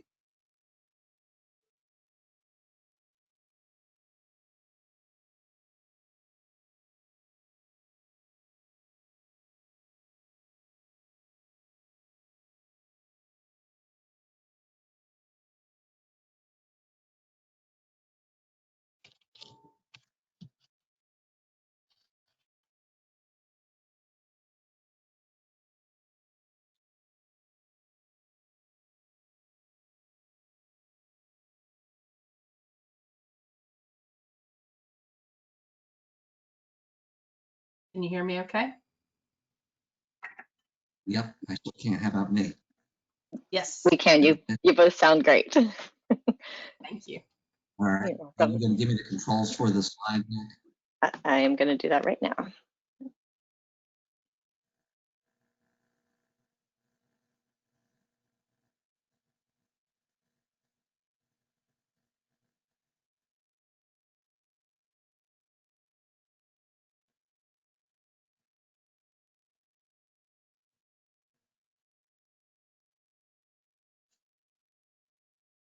Perfect. All right, Thank are you you. able to screen and Yep.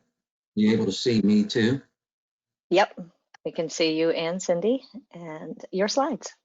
Thank you. Okay. All right, Cindy, I'm going to, I have control of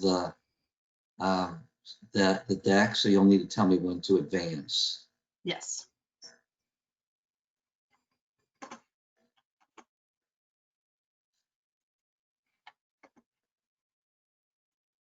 For anyone who didn't take a break, they just get to see this little behind the scenes of what needs to happen, and we will get started in 2 minutes. Thanks, Jay and Cindy. Okay. Thank you.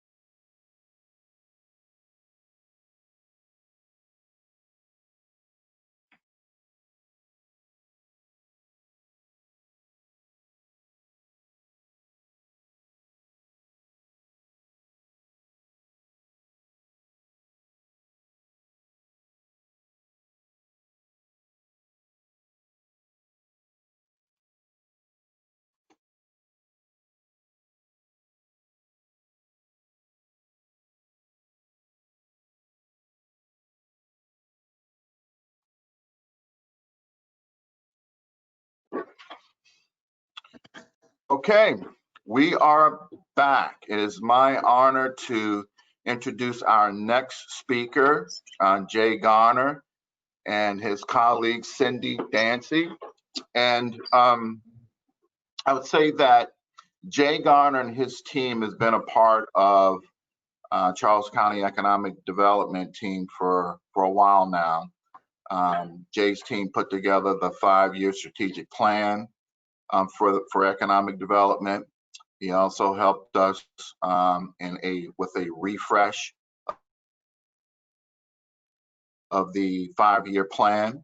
And in May, I think it was, or maybe early part of June, Marcia, Keith, and I asked Jay if he would be able to do a pivot plan for the Department of Economic Development as it relates to the impact of COVID-19 on the business community. And as always, Jay and his team jump right in. And now Jay will talk to you about the department's 2020 pivot plan. Jay Garner. Good morning. Thank you, Darrell, my good friend Darrell. And man, what a pleasure to spend time with Anirban and hear his keynote presentation. I mean, just absolutely outstanding. There's not many economists that I have had the pleasure of being around over my 4 decades of work who also can interject humor with it. So it was a great treat to hear his presentation. Fortunately, most of what we are saying today also complements what Anirban has just said. So I think that's going to be helpful. Cindy Dancy is our Director of Research. She and I are going to tag team this presentation. And what we're going to do is talk about some recommendations based on research on what we think Charles County should do as it relates to its next steps in its economic development efforts. A little bit about my firm, for those who aren't familiar with what we do. I'm based in Atlanta. We're a boutique firm. There are 5 of us, 2 of us in Atlanta, 2 of us in North Carolina, and 1 in Florida. So I've been doing this for 4 decades. I've had my own business for 17 years now. We have all worked virtually for 17 years. So none of that is new to us. We were early pioneers in virtual work.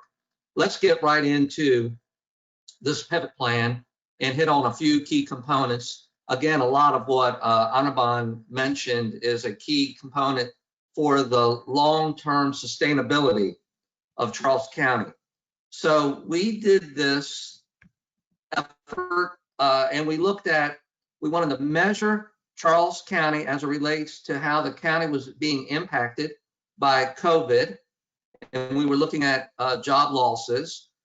We then took all of our due diligence from our research and we made recommendations on pivot initiatives. What should the county be doing based on changes in this global, state, and local economy as a result of the pandemic? And then lastly, to come up with target additions, again, to help diversify the economy, which was mentioned by our keynote speaker as a necessity. I've been hammering at that ever since we did our initial action plan, our strategic plan several years ago, and then the update of it last year. And we're going to continue to talk about that now. And I'll say this for the EDD, they are working diligently to make sure that this diversification strategy and these targets are initiated and implemented successfully so that we can have that necessary diversification. I'm going to turn it over now to Cindy. And Cindy, you can just tell me when to advance the slides. Okay. So go ahead to the next one.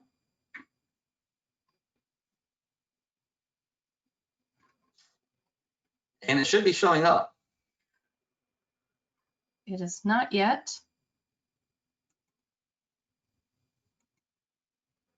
Well, I will. All right. Let's see if we can get it.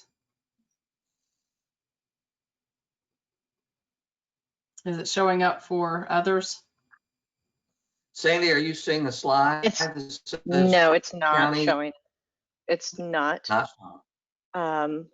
Would you? I can share mine. Do you want me to try sharing it? Okay. Yeah.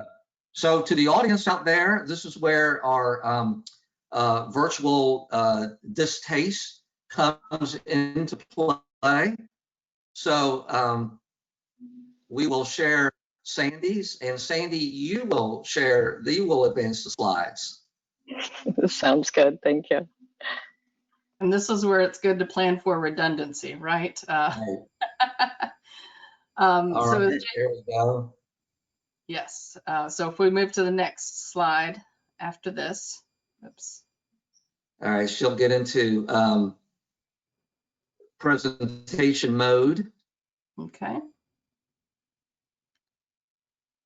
So as Jay was mentioning, when we were taking a look at this while the slide comes up, we really wanted to look and see what we could measure. And this was when we started talking about this in June, and not a lot of data was coming out there. So to really go out there and find what we can measure and being able to look at that and add that to what we can look at for trends.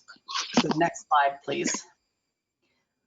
Some of the first things that we found were, a lot of people put together indices. How can we measure, what's going to happen with COVID? Employment numbers are not out yet.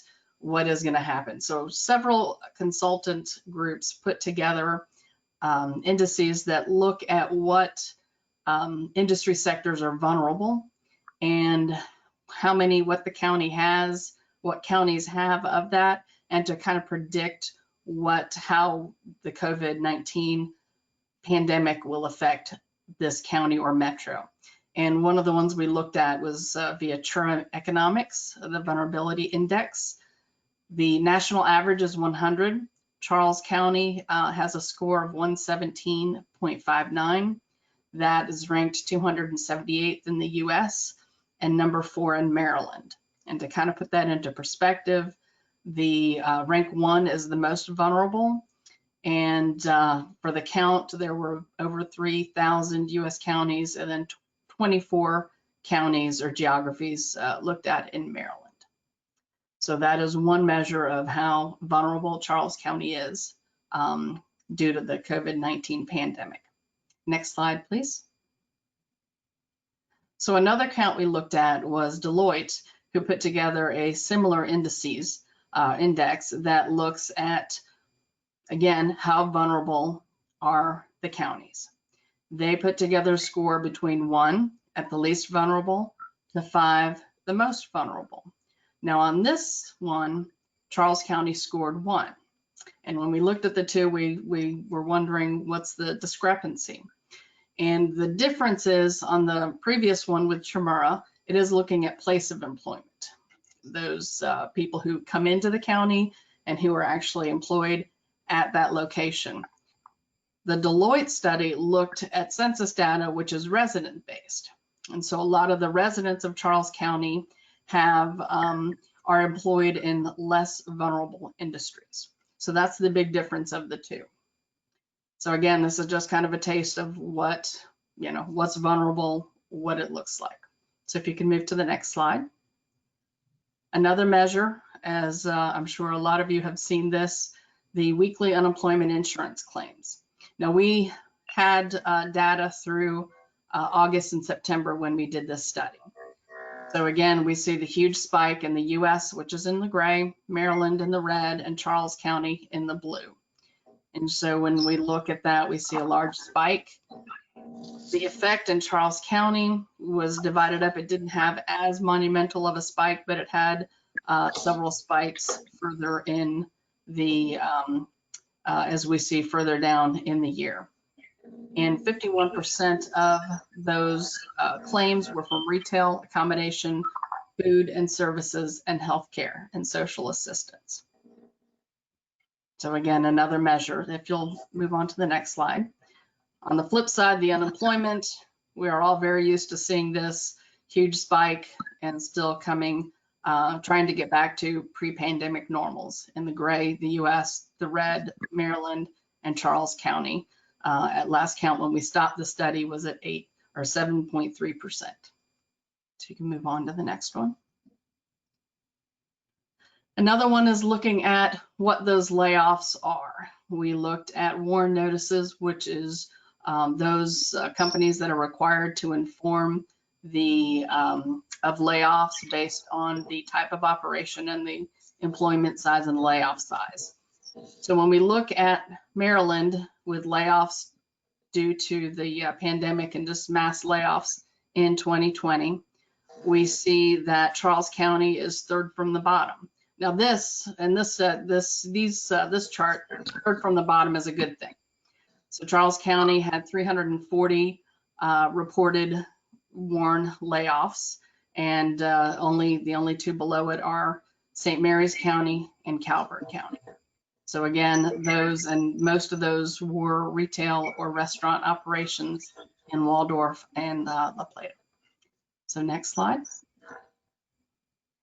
So when we looked at what, as two of the first indices that I talked about were based on vulnerable industries. When we look at what those sectors are in more detail, we see accommodation and food service, retail, daycare services, arts and entertainment and recreation, personal care services, which is hairdressers, nail salons, things such as that, employment services, the temp folks, and travel and transportation, of course.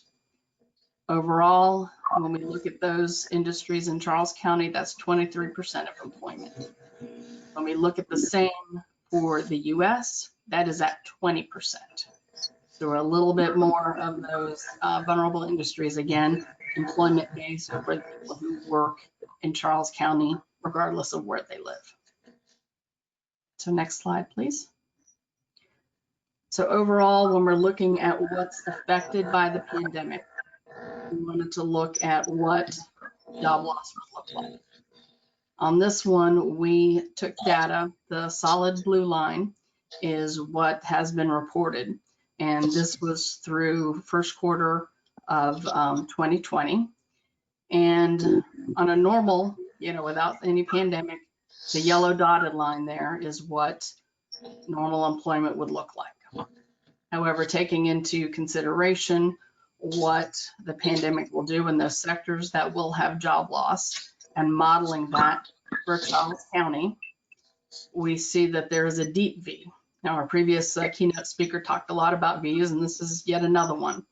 And it is anticipated to have that deep V, but to get back to near pre-pandemic normals in Q3, quarter 3 of 2022. So again, that is one look at what can be expected in modeling that. So I will turn it over to Jay to talk a little bit more about our pivot plan and some of the findings. All right, thank you. Next slide, please. Okay, so what we want to talk about now is, based on that data, what are some of the opportunities, the pivot initiatives that Charles County should be pursuing? So advanced, I have this animated, Sandy, so I'll just tell you when to advance. So if you'll advance this next bullet. Okay, so I can tell you that in the 4 decades I've been doing this economic development work, what we have just experienced with this pandemic is the mother of all disruptors, without a doubt. And I think from our previous speakers, some of the economic data that you could see through the charts validated that assertion. Now, though a number of people are saying that this is going to be a new normal and that it won't be business as usual once we get through the therapeutics, the vaccination, and all of that, I differ in that opinion. I think that what we're living in now is a new temporary normal, and yesterday's financial markets, in my opinion, validated that. So when Pfizer announced their vaccine and the 90% success rate associated with that, remote work stocks tanked. And so the markets speak. And when investors in the market speak, there is a serious desire to get back to business as usual as much as possible. So what we're saying, that with adversity comes opportunity, and entrepreneurship typically flourishes in this environment. New products and new processes are developed as a result of this disruption. Advance, please. So how long will this take place? How long will this remote work experience take place? So we happen to think that, based on our own research, I am the current chair of a group called the Site Selectors Guild. The Site Selector Guild is a consortium of over 50 global site location consultants representing boutique firms like mine, but also global firms like JLL, CBRE, Deloitte, KPMG. And so we have the opportunity to talk to our corporate clients on a regular basis, and what they're thinking, what we're hearing from them as it relates to opportunities. So our market intelligence is coming directly from the horse's mouth. And what they're saying is that we should expect large office employers who have told their employees that they will be working at home or remotely through mid-2021. Could be longer, but Google, for example, earlier this year said that they should not expect their employees to go back to their main campus until the summer or the beginning of the 3rd quarter of 2021. Now, here's the other issue related to the work at home experience. What my company said initially is that if productivity remains high, then companies will want to sustain the remote work experience because they will be able to keep costs down. That is a bad thing for office developers and for those who manage office space. What we are now hearing from many of these, and companies like CBRE and JLL are validating this too, is that a number of these companies are saying they badly miss what is called the creative collusion or creative collision. And that's missing now. A lot of the demographics in the millennials, Generation Z, like to socialize. And as a result of that socialization, creativity emanates from it. That's not happening now by just having Zoom calls. And so how long will this remote work experience last? I think yesterday is a great example that as soon as it's safe to get back in that environment again with a widespread utilization of a vaccine, that you're going to see office space once again being utilized. Now, I'll say, living in Atlanta, earlier this summer, companies like Facebook were acquiring real estate in Midtown Atlanta. And so they're recognizing, I think, for the long play, the need for that utilization. So look for a return to work for many employers in that office environment in the third quarter of 2021. The workplace is not dead, it is simply evolving. Now, how can Charles County benefit from these silver linings of opportunity and entrepreneurship? And that is with the next slide, or the next animation, please. So it's all about location, location, and location. You've heard that if you're in the real estate business. That applies to industrial, commercial, office, of course, is commercial, and residential. So next animation. I mentioned that I am the current chair of the Site Selectors Guild. That organization surveys our membership often. We did a survey earlier in the summer, and we asked our membership what types of geographies are going to have the greatest benefit based on this pandemic. And we heard our last speaker say this. We are clearly validating that. And that is that suburban areas, mid-sized urban areas, and then rural areas have the greatest opportunity for investment success. Large metro urban areas like a New York, an LA, a San Francisco are on the negative end of that chain. And I think that has a very positive impact on Charles County. So because in the case of Charles County, you fall into the positive area on both the suburban areas and the rural areas based on what part of Charles County a potential investor is going to be looking at, whether it's Waldorf, whether it's La Plata, or whether it's southern Charles County, which is going to be more rural in its scope. So we believe this puts Charles County in the very enviable position of being geographically and population density strong by offering both a suburban and rural environment, again, depending on what part of Charles County a potential investor is locating in. Next slide. So what are some of these new opportunities, again, with respect to target markets? Well, the supply chain has been significantly reshaped, especially in medical equipment and supplies, pharma, and consumer products.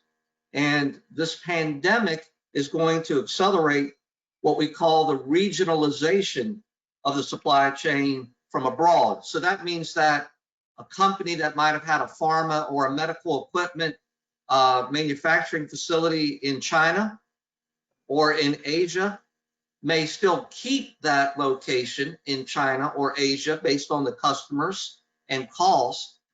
But because of the protection of the supply chain, they will look at, and they're already looking at it, we're seeing it, a location in North America. Now, that does not necessarily mean it's going to be in the United States.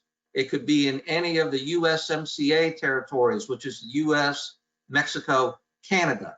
I don't think Canada has much on the competitive side with that because of cost, but obviously Mexico does and the US does. So what Charles County can do to make sure that their cost of doing business is very reasonable will put you in that strong position of being successful in that effort.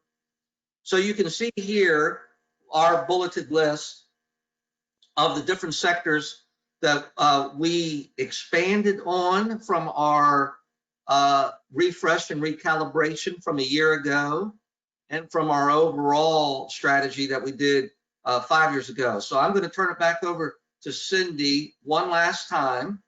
She's going to go through briefly these target updates, and then we'll open it up for any questions that exist.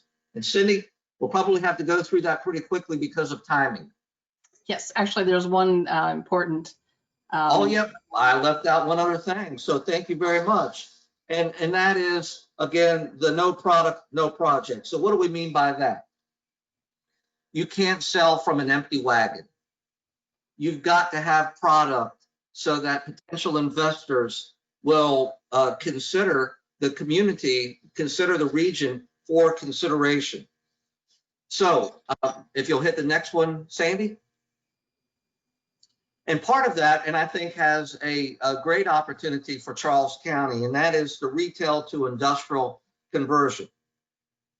So what we've seen is that because e-commerce has grown exponentially and will continue to do so, Charles County is in a great example of why Amazon announced a recent fulfillment center.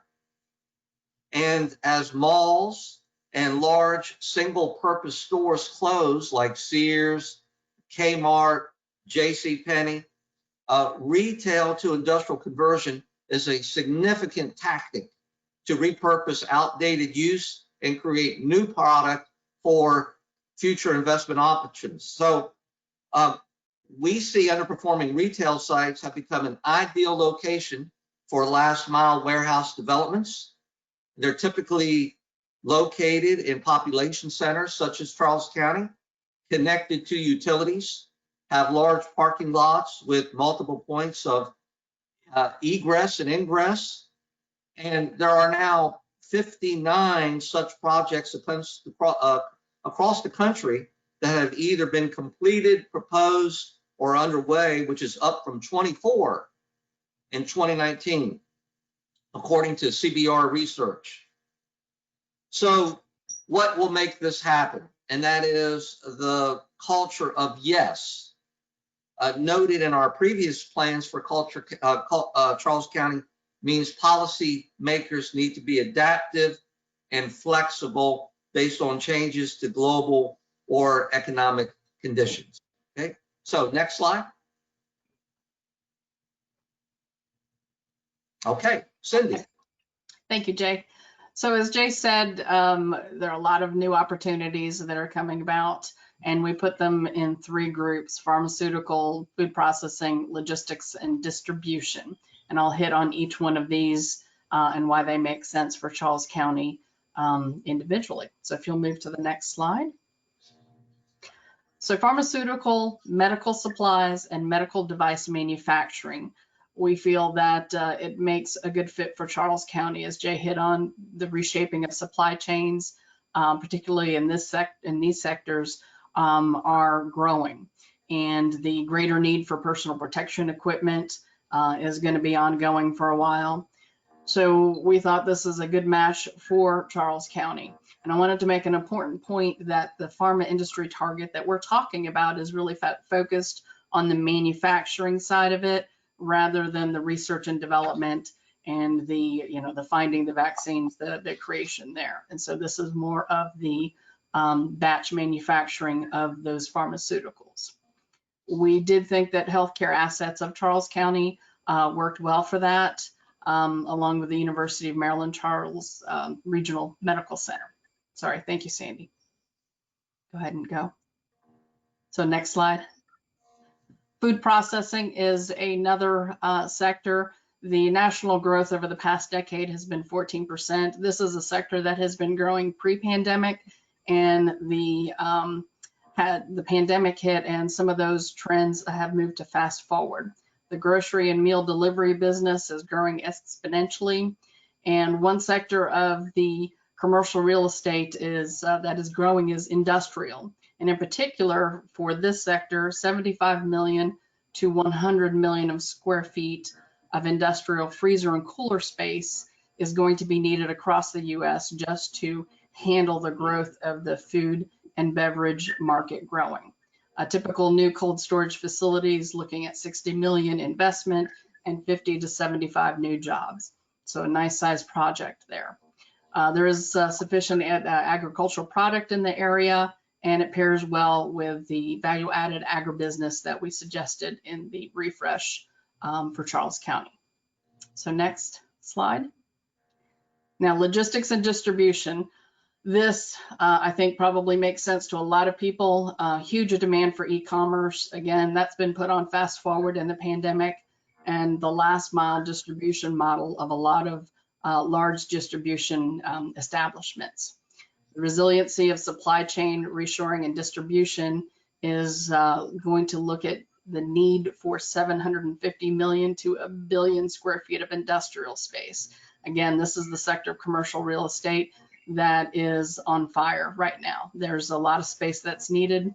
So the proximity of Charles County to Washington and Baltimore markets really make this a strength. The location bit that Jay was talking about. We have road improvements with the new bridge.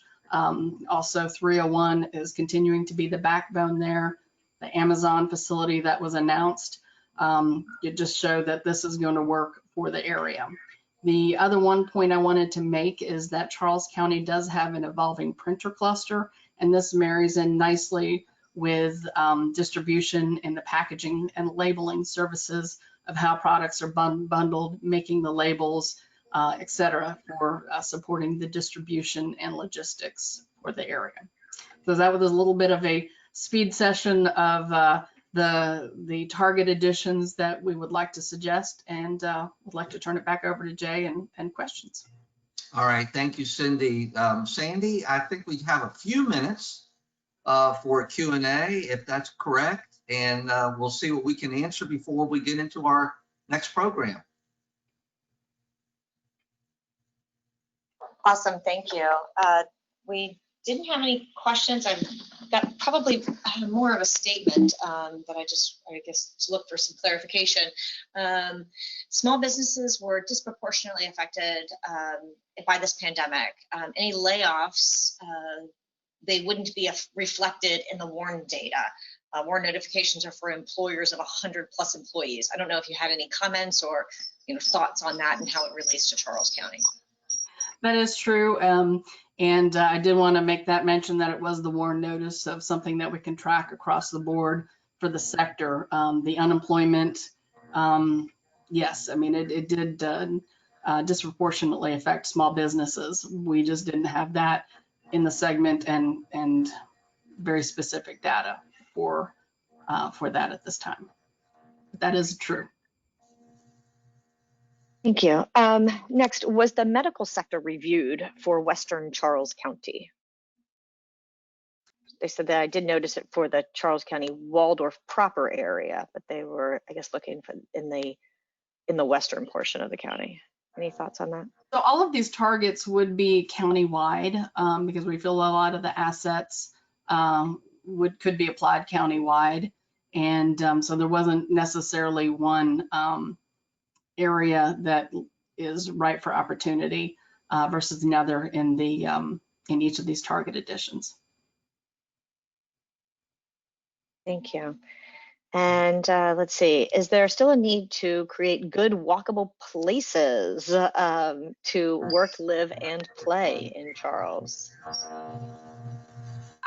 Jay, you might want to take this, but I'd say always. Oh, sure. I mean, quality of place is a key consideration when a company is making an investment decision. It always ranks in the top 5 or 6. And what comes under quality of place? Everything from public safety to your recreational, your livable community assets, bike paths, walking trails, parks and recreation facilities. So the answer to that is an absolute yes. And I think particularly as people are staying at home, having the need to get out and walk, yeah, absolutely. Awesome. We'll see if we can answer one more question. Do you think the county's aggressive investment in infrastructure like water, sewer extensions, and road extensions with hiker-biker paths will attract commercial, industrial, and IT sectors? Well, I'm not sure about, say, the IT sector per se. I mean, you know, what we call with those types of folks would be the mobile entrepreneurs. That might be the one-offs. But any investment into infrastructure is an investment into product. So, and we said earlier, no product, no project. So obviously you're going to want to invest in infrastructure because that is a key component in the step stool for product. And I would say in particular, the food processing and pharma could also benefit from the water upgrades as well. Perfect, great. Well, as you can see, as our attendees can see, our next set of panelists are eager to kick off our state update with our senator and delegate. So I'm going to thank you, Jay and Cindy, and here is Darrell to do the proper thank yous. All right, thank you. Thank you, Jay and Cindy. And I'd like to welcome Senator Arthur Ellis and Delegate Edith Patterson for a brief update on essentially the economic development priorities at the General Assembly and any economic development things that they are doing related specifically to Charles County, but also broadly throughout the state of Maryland, and whatever they would like to talk about as it relates to COVID. So Senator Ellis has stepped out of a meeting that he was in to join us, and so I know he has to get back. And so we'll start with Senator Ellis and then move directly to Delegate Patterson. So Senator Ellis, you can turn your camera on.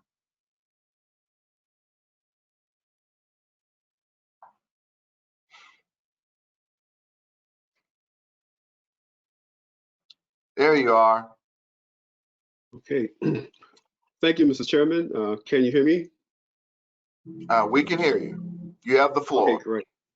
Okay. Thank you, Mr. Chairman, Chairman Brown. Thank you, Commissioner President Collins, colleagues. It's a pleasure to join you this morning. I'm doing double duty. Just came, well, I'm still on a meeting of the Senate President's Work Group on Equity and Inclusion. And this topic this morning we're working on is business opportunities and wealth creation for minority and women-owned businesses in Maryland. And so the topics are similar: economic development, both on the economic development annual meeting and the work I'm doing in the Senate. Could I just say, for part of the research, everything I do in Annapolis, I make sure Charles County is front and center and the benefits that will be received. And as such, I communicate with Charles County businesses and nonprofits or CSM throughout this entire process, gets updates from all our business communities. I work with Chamber of Commerce, sent out a survey for me, and as far as this work I'm doing, I'm part of the small business work group in the Senate.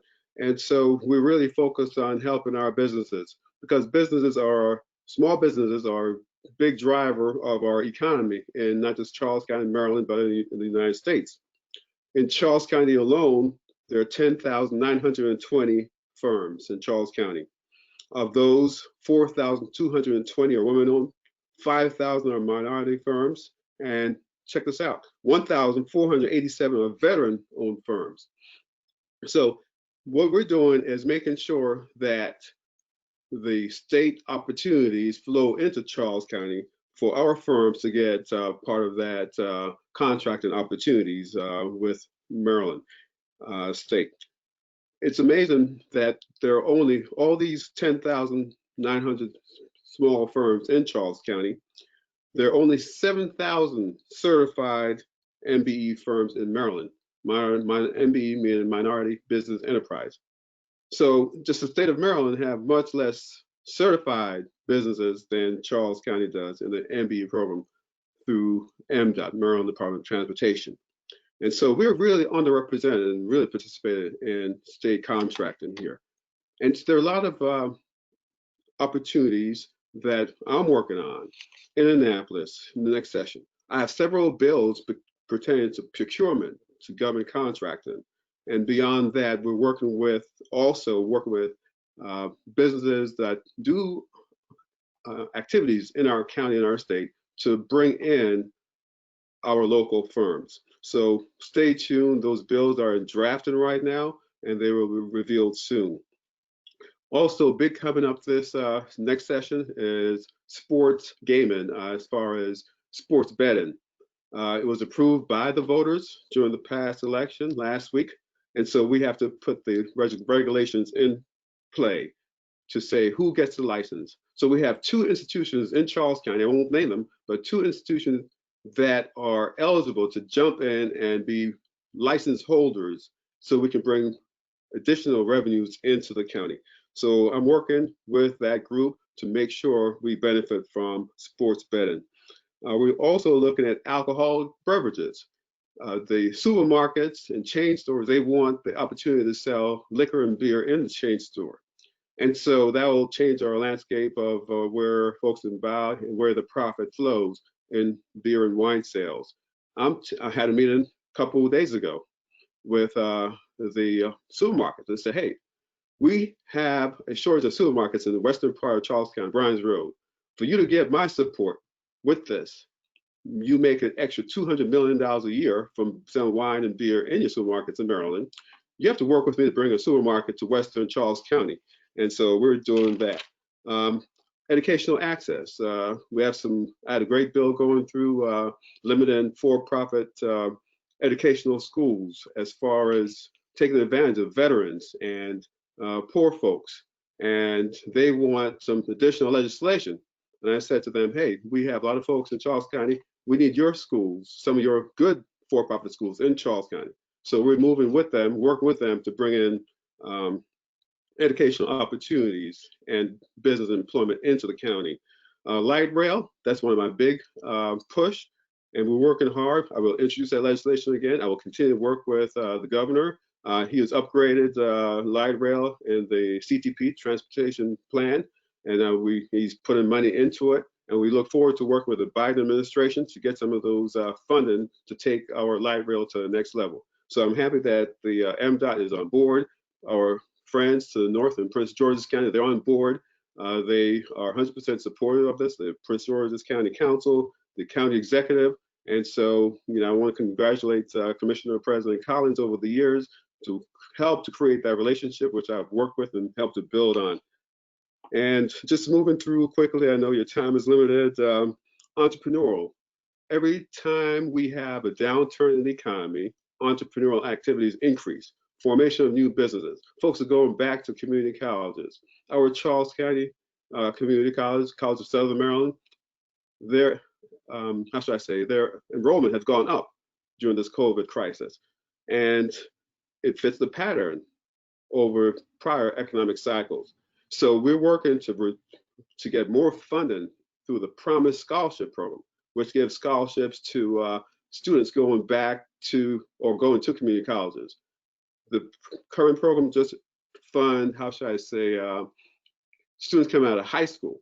I want to expand that program, and I have a bill to expand that program to bring in returning learners who are returning, they were laid off, their salaries are down, to have them participate in the Promise Scholarship Program to learn entrepreneurial skills, a new trade, a new industry, and to help them get monies to pay for school. So I have that bill in, and I'm working with the Senate President leadership on that effort. So there's so many things we're working on in Annapolis. I listen to my colleagues, I listen to my constituents, small businesses, I work with you. And please reach out to me, reach out to my office. If you have any concerns, I am here to really work with you to provide access to the opportunities that you need to survive. So reach out to your Senator, Arthur Ellis, and I'm here to help. And thank you so much, everyone, for listening. If you have any questions, I think we don't follow with questions with this panel, but reach out to my office, please. Thank you so much. I want to turn it over back to you, Chairman Brown. Thank you very much, Senator. Actually, I think we're just going to invite the Delegate Patterson to turn her video on. And thank you very much for your time. Thank you for joining us today, Senator. I know you've got a tight time frame, so we'll let you get back to work. Thanks. Okay, and if Delegate Patterson could turn her camera, there we go. Perfect. Thank you very much. And you'll have about 6 minutes. Thanks, Delegate Patterson. Oops, you're muted, but you're muted. Let's get you. Let's see. You are still muted, Delegate. Says connected. All right. There we go. You're perfect now. Thank you. Thank you. Good morning, everyone. It's certainly my pleasure to once more be part of the Economic Development Your Business Summit. Let me just say on the House side, many of the comments offered by my colleague, Senator Ellis, we're also pursuing as well on the House. And right now we have several bills that were vetted by the county commissioners, and we have heard them, meaning the Charles County delegation, and we'll be voting on them, the bills to sponsor in the 2021 General Assembly in a few months, really in January. And so my purpose today, I just want to make sure that you are currently aware of where we are in terms of COVID-19 and the legislation and opportunities that exist.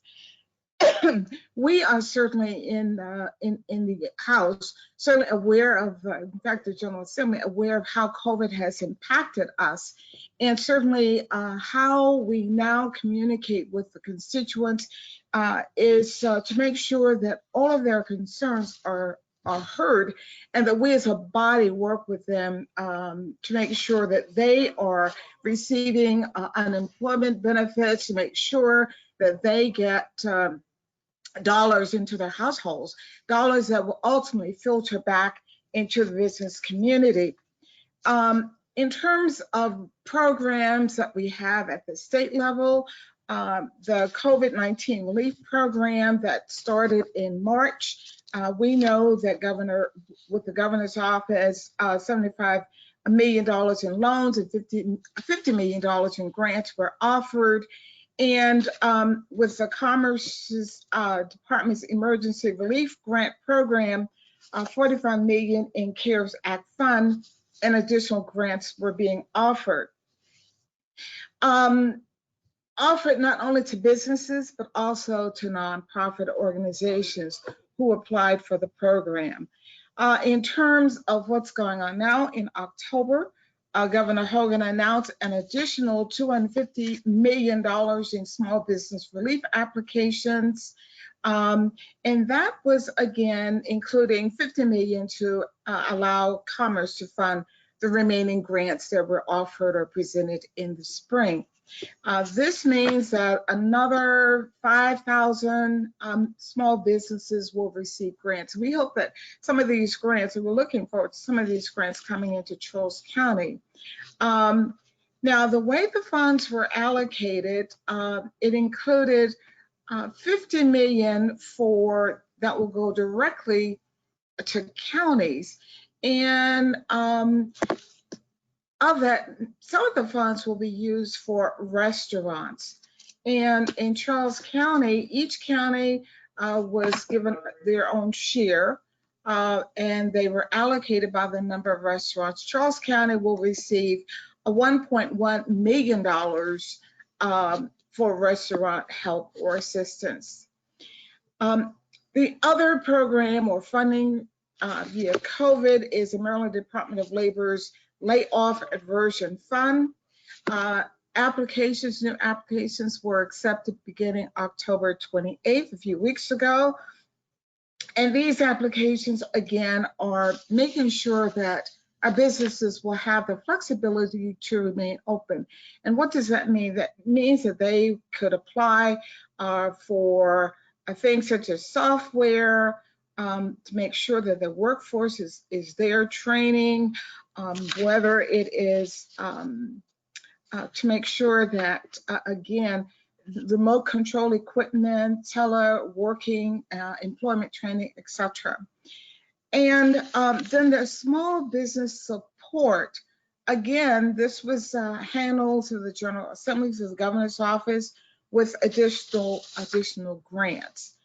And lastly, I just want to share that in terms of marketing, and we're looking globally at what counties can do, whether it's applied through tourism, whether it's help for minority businesses to provide opportunities for businesses to redefine or revitalize or reshape.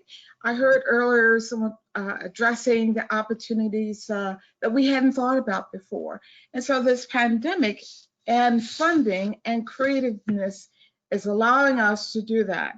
I'm not saying that everything is optimistic, but what I'm projecting is that we are hopeful that this negative impact of the pandemic will be short-term, that it will be short-term, and that businesses will be able to bounce back on an operational level that will make them sustainable.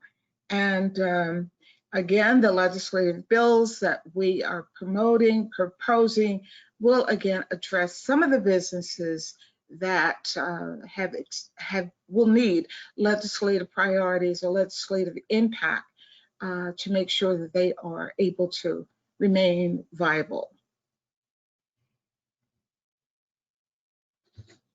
Thank you, Delegate Patterson, as well as thanks to Senator Ellis. Your leadership, both of your leadership and Senator Ellis's leadership, is vitally important not only to the state of Rhode Island, the state of Maryland, but Charles County. And so with that, again, thank you for taking the time this morning to be with us, and we really appreciate that. And so with that, we're going to take another 5-minute break. I'm having some connectivity issues, and so we're going to fix that, but we'll begin the program again at 11 a.m. Thank you.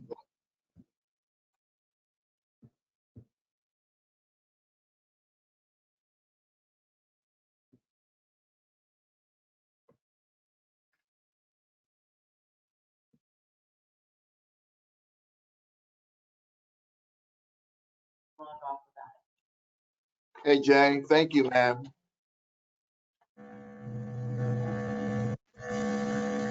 Yes, sir. Thank you. My pleasure. Tony, good to see you. Good to see you too, sir. If our other panelists would like to join on video, this is the walk up to the stage and get mic'd section of the program. So, Right. thank you. Hey, Darrell, you've had I know you're not on video now, but you've had very few drop-offs.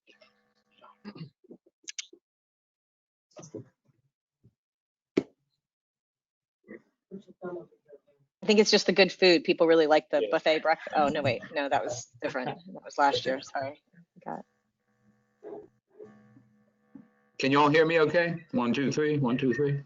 We can, Tony. Thank you. Yes, ma'am.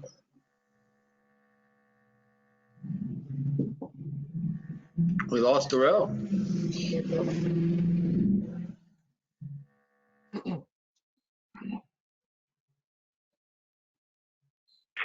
Yeah, the fun part about doing this stuff online is that you all get to, see us. Those of you who are not taking a break get to just enjoy our little bit of banter while we get situated with our next panel coming up. That's why we have these breaks built in. Keith, my customized drumsticks. Oh, I should go There get a you guitar. Angela, I'm not seeing you on camera yet. So I'll give them out. Oh, wow. And Dr. Shaw, I'm not seeing you either. Oh, there we go. Perfect. Good morning. Yeah. Morning. Good morning. Angela, if you're having video camera issues, you might need to go out and come back in. Yep, let me do that. Okay, thank you.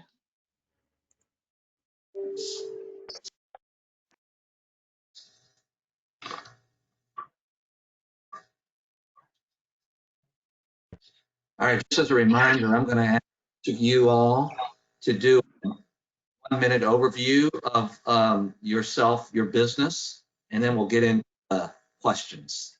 Okay? Mm-hmm.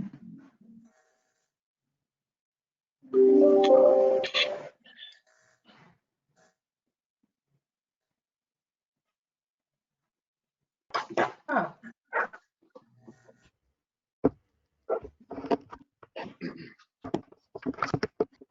Wynne, you might need to restart the computer.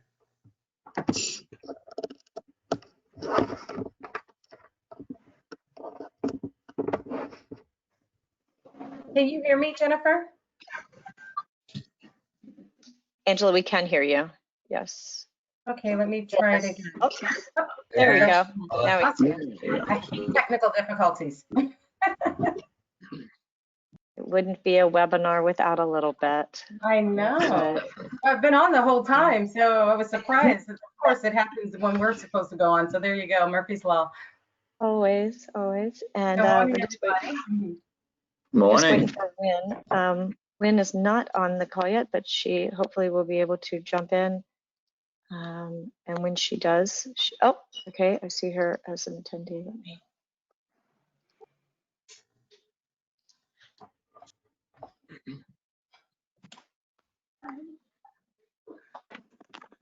Good morning, I am here. They wouldn't let me connect to the audio. We can see and hear you now. Thank you.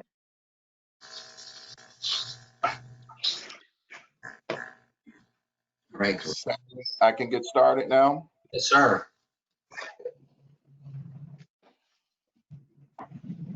Okay, we are returning from our break, and in just a moment, we will introduce and start our panel discussion on the future of normal.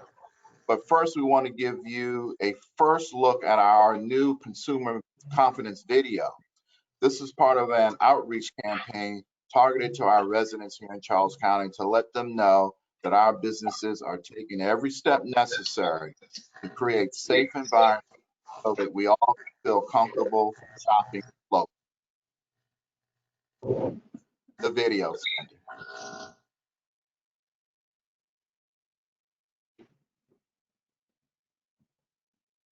Oops. Okay, now I'm having technical. Just 1 second.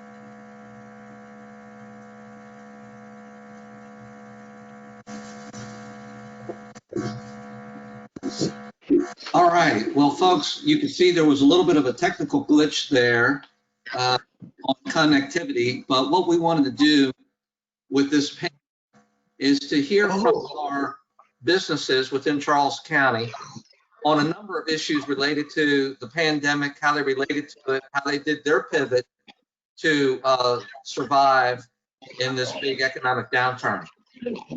So I am your moderator. I'm back.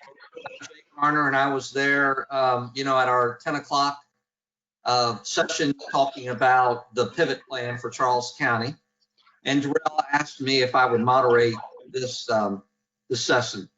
So we have 4 great Charles County businesses. I'm going to ask each of them to spend 1 minute or less to introduce themselves and to talk about what they do. And then we also have the SBDC with us, and they're going to talk about how they are helpful to small businesses in Charles County as a whole. So, Tony, I'm going to ask you, if you would please, to introduce yourself and your business. Yes, sir. Thank you, Jay. My name is Tony Jacobs, and I am the president of Metropolitan Enterprises. We are a 27-year in Charles County owned and operated HVAC company with 30 employees now, and we do commercial and state and federal HVAC projects in and around the Washington, D.C. metropolitan area. We have a 8,000 square foot facility here in Waldorf. All right, great, thank you. And Yes, Keith, my musician friend, if you would please. Hello, everybody. My name is Keith Grasso. I'm the president of Island Music Company here in La Plata. We are 13 years old. We are a full-line musical instrument retailer. We also do personal services such as lessons, sound system and video installations, repairs. We organize events. One of our main ones were Oktoberfest. We also are a commercial property manager. So we dabble in a little bit of everything. Great, thank you. Angela Fray, talk to us about the jerk chicken. Well, do you want the jerk or the jerk chicken? Because I can talk about both, right? Let's do both. That Jerk Caribbean Chargrill, I'm one of the co-owners and co-founders. I'm also the chief marketing officer for the company. We've actually been serving the Charles County community for the last, well, March will be 6 years.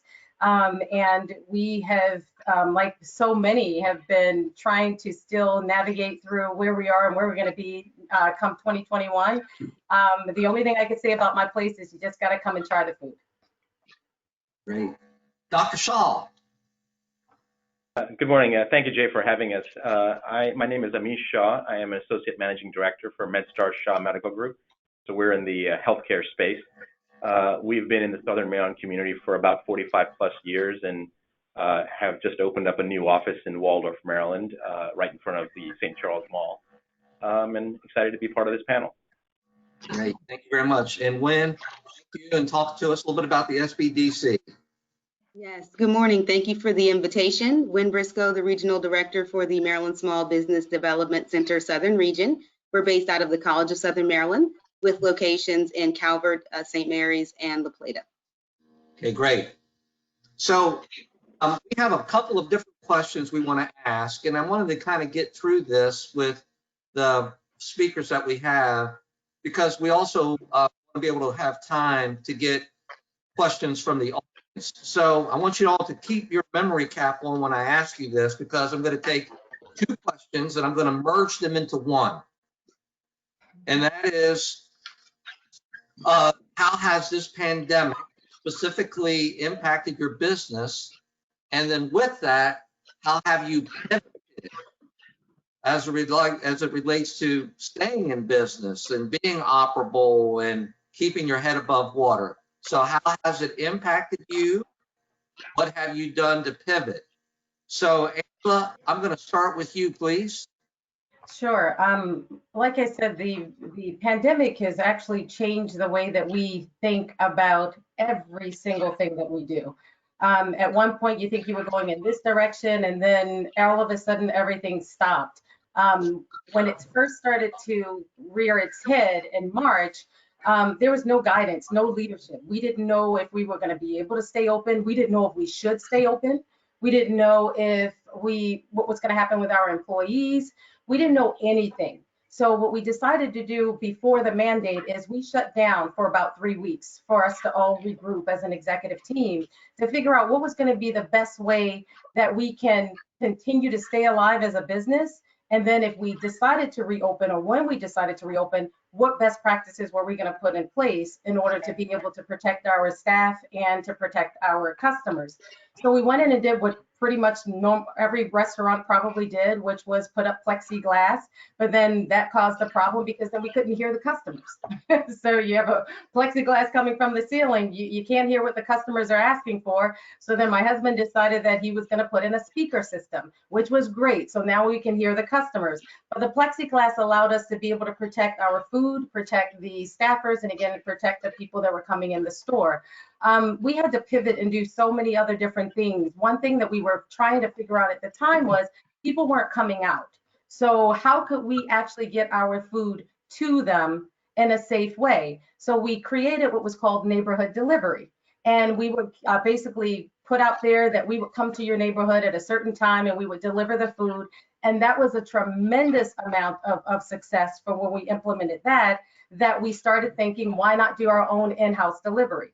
So we started doing our own in-house delivery. We still deliver with DoorDash. We did add on Postmates after we opened back up, but their charges are so exorbitant that we had to figure out a way, how are we going to take care of our customers by providing them the food without gouging them in their pricing. So in-house delivery has been really, really successful for us, and it's something that we're going to continue to do as we move forward. One thing we also did when we closed is we took the opportunity to have virtual training sessions with our management team, because we didn't want to lose our key employees. We lost a lot of part-timers, and we are still having struggles and problems with getting part-time people to come back, but we were able to maintain our key staffers, and we trained them. We trained them for 2 weeks on virtual, and we talked to them about management. We talked to them about the new norm of COVID and safety. And I think that preparation really helped us to be able to be in a better position than most when we reopened the doors. Okay, great. Great lessons learned. Keith, talk to us about how you pivoted during the pandemic. Certainly. Early on in March, we recognized the trend in diminished foot traffic and gradual music lesson drop off. We were pretty quick to get out ahead of a lot of the problems, and which put us in a pretty positive position when the shutdown hit. Early on, when we recognized the diminished foot traffic, we had adjusted the store hours to kind of accommodate what we felt like were the busy times, conserve cash, and keep everybody working to some extent. We also fairly quickly, before the shutdown, were able to switch to virtual lessons. And I think because we did that before a lot of other folks switched over to a virtual platform, we were able to keep a significant amount of our customer base. I think we retained roughly 80% of our lessons. Normal island music lesson program is roughly 500 students. So that was a pretty big save there. The other thing that we did to kind of quickly combat some of the uncertainty is we reached out to a lot of our manufacturers ahead of time and put ourselves on a voluntary ship hold. We certainly didn't want extra inventory and extra bills coming during a shutdown. And are you doing in-person lessons now, or still virtual?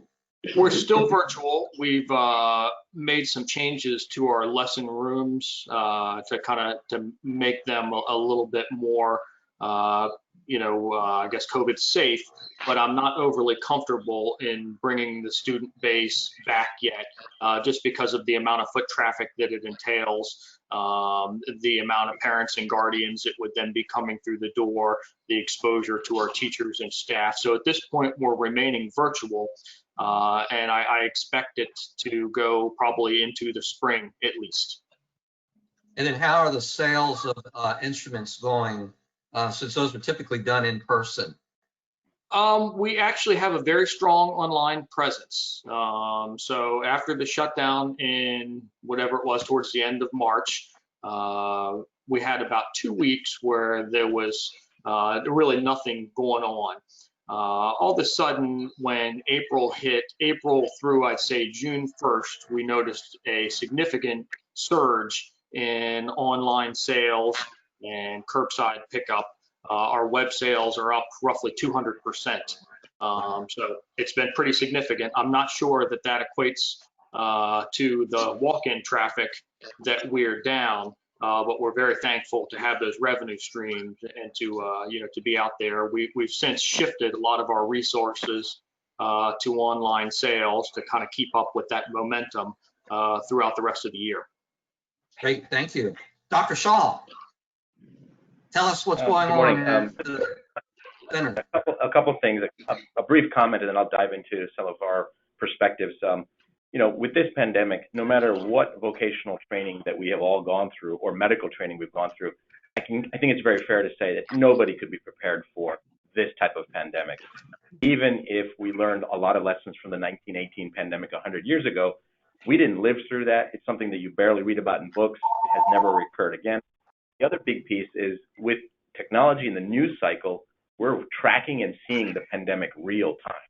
So the psychological impact of that is completely different in 2020 versus 1918. So that's something that I think we all kind of know about, but it's very important to keep that in mind. With that being said, in early March, when we kind of saw the wave of what was coming and what the World Health Organization or the CDC was putting out, it really gave us a pause. And so we immediately launched a task force to kind of look at real-time evidence, real-time data about what's likely to come. Are we going to be spared? Is it being overblown? Is it real? All that type of stuff. So, we headed up a task force with a master's in public health, multiple different specialists, our operations team kind of coming together on daily calls at that time, including weekend calls. But the end of it was to distill down what are the best practices that we could glean from Singapore, from China, from California, other places in the world that have dealt with it, Europe as well, just to kind of come up with what is going to be our strategy. So that was what we kind of did in the 3 weeks or 2 weeks before the lockdown. So that was very, very early in March until the governor issued out the lockdown. The other thing that we knew in the back of our mind, kind of very unique, is that unlike other businesses that can easily make the transition to telephonic delivery of product or care, healthcare has never been done that way in America. At the end of the day, taking care of a patient relies on you talking to somebody, putting hands on, examining them. There's just no technological substitute for all that kind of stuff. So it did give us a lot of anxiety. How are we even going to try and remotely take care of patients by phone when we can't see them, we can't touch them, we can't examine them, that kind of thing. So there was a large learning curve that had to be done. Fortunately, Medicare and the government kind of said, yes, telehealth is a thing, effective tomorrow, you can use it. But that doesn't solve the problem of how are we going to deliver this type of healthcare. And to be very honest, it was scary. I think I would probably just say, you know what, it's kind of like during that period of time in March, it became a triage function. Who needs to come in? Who doesn't need to come in? Who can just get by with refilling their prescriptions and saying, you know what, let's just kick the can a month out, knowing full well that that's not going to be a sustainable solution. But for right now, until we're figuring this out, that's all we got. And that worked for a little bit of time. But in the back of our minds, two other things that were gnawing at us. One is there's only one hospital in every county that we live in. What happens if they get overrun? What is our backup plan? Who's going to come out to fill this? So we had to come up with a secondary plan and a tertiary plan of who's going to be able to volunteer to fill in the wards of the hospital if we end up like New York City, which everybody on CNN and Fox News, everybody saw that. So there was this kind of background battle plan that what happens if the hospital falters and they don't have enough staff. Amongst our group, we had several volunteers so we could support each of our local institutions in case of a surge, whether it be with conjunction with the health department or a tent pop-up or just additional wards on site at the hospital, whatever the future was going to happen. Just wanted to make sure we had enough doctors, nurse practitioners, and so forth to fill in the hole. And the third facet was, which we are now seeing the data, is you can't postpone care. It doesn't work like that. Cancers have to be detected, heart disease has to be detected, COVID has to be treated, but you just simply can't postpone care, mental health care. And this notion of excess deaths, directly or indirectly related to COVID, the number is now estimated at 75 to 80,000. So the total toll of COVID in America is about 300,000 deaths. And what I mean by that is if you take the period from March to September of last year and this year, that's how many people additionally have died from either not seeking cardiac cancer care, mental health care, or a complication of COVID. It doesn't matter how the death certificate gets filled out. It doesn't matter whether you got a COVID test or not. These are the reality numbers that how many people have passed away in America last year versus this year. The only big difference is COVID. So with keeping that in mind, we had to stay open to be able to take care of people. So very early on, 2 departments out of our 28 said, there's just no way around this. So oncology continued to stay open. Pediatrics continued to stay open for children and vaccinations and school physicals and whatever needs to be, newborn deliveries. Those kids need to be checked out in the office for making sure they're healthy newborns. All of those critical, essential functions we continued with while we shifted everything else and pivoted towards a large-scale telehealth platform from everything from cardiology to dermatology to general medical primary care, specialty care, endocrinology, you name it. 26 fields basically said we can go ahead and try this telehealth platform to at least get us through the triage phase. As this was all going on, our task force was continuing to work on how can we still render live care safely. So yes, we looked at masks. So we put in place a mask policy way ahead of schedule, about 10 days before the lockdown, and saying any clinical area, you must wear masks, you must have sanitizers, distance, and so on and so forth. And then we started tracking, that is it working? Are we following the example set by Singapore and Harvard and what they have found to be the case? And fortunately, that did seem to be the case where we did not see any cases where patients were giving it to our providers and our providers were giving it to patients, nor our staff was giving it to one another. So to date, we have 13 cases out of 530 employees that are in the healthcare arena, which is an exceedingly small number, and it pretty much matches the community rate for our counties. So at the end of the day, we all live in the county. Our risk for that is going to be the same, but we don't see an uptick that you're in the healthcare space. This is a 3 or 4 or 5 times higher risk profession for what we were doing. So that gave us reassurance, but it took time to tabulate that data. And I think here we are, we're looking at potentially what could be a rough winter, but we're hoping the tools that we've put in place to help us pivot allows us to render care. As far as the practice goes, yes, I mean, with the lockdown and what most of us on this call probably saw, businesses dropped dramatically. We dropped about 50%. Today, we are back to 100% in terms of care being rendered one way or another, whether it's video health or live care.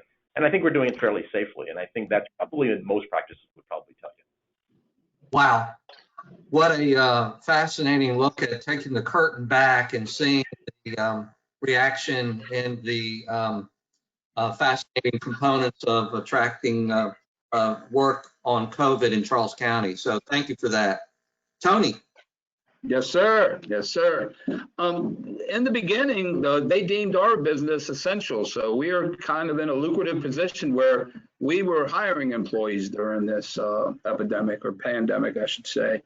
And we were involved with the state of Maryland as a subcontractor on building the COVID tents that were going in place at all the medical institutions, as well as correctional institutions around the state. We were involved on 46 of those being constructed.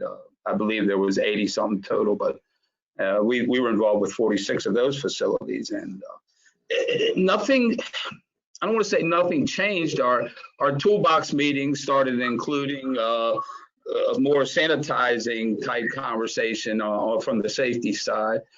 We made sure that all employees were wearing the N95 masks, as we only had to have those on construction projects where it was dust involved, but then we took it to the next level, and on every project they wore masks.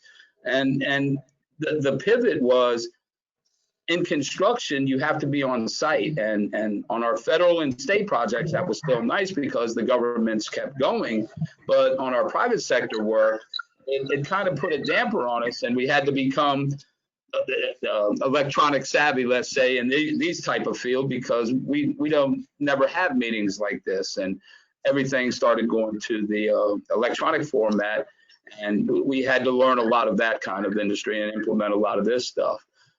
That was the only pivot in marketing. we still haven't figured out marketing because a lot of the people that we market to are no longer in the buildings where we need to do the work at. So still trying to grab a handle on the marketing aspect of it because it's still a hands-on type of thing and a face-to-face type of communication. And I'll appreciate anything that any of the panelists have that can help me out with that with that aspect of it. But we continue to push forward. We have a lot of hand sanitizer in our place of work now, and we unfortunately did have one of our employees pass from COVID. It wasn't job related, but it allowed us to make sure that all our employees went and got tested immediately, that were in contact with them and everything. It made everybody the rest a lot easier, and it's unfortunate what happened to them. But, Yeah. But with the construction field, if you were working on federal and state type projects, and you have to team up with somebody that's, I guess, involved in the jobs where they're working at now. We're working on the not Arthur Middleton, one of the school projects here in Waldorf. We're doing the big addition on one of those now, and they're looking for some subcontract support. So for the smaller businesses that are on the call, look for where the contractors are working at right now and see if you can team up with some of them guys to get on board on some of them types of projects. All right, great. Thank you, Tony. Great information.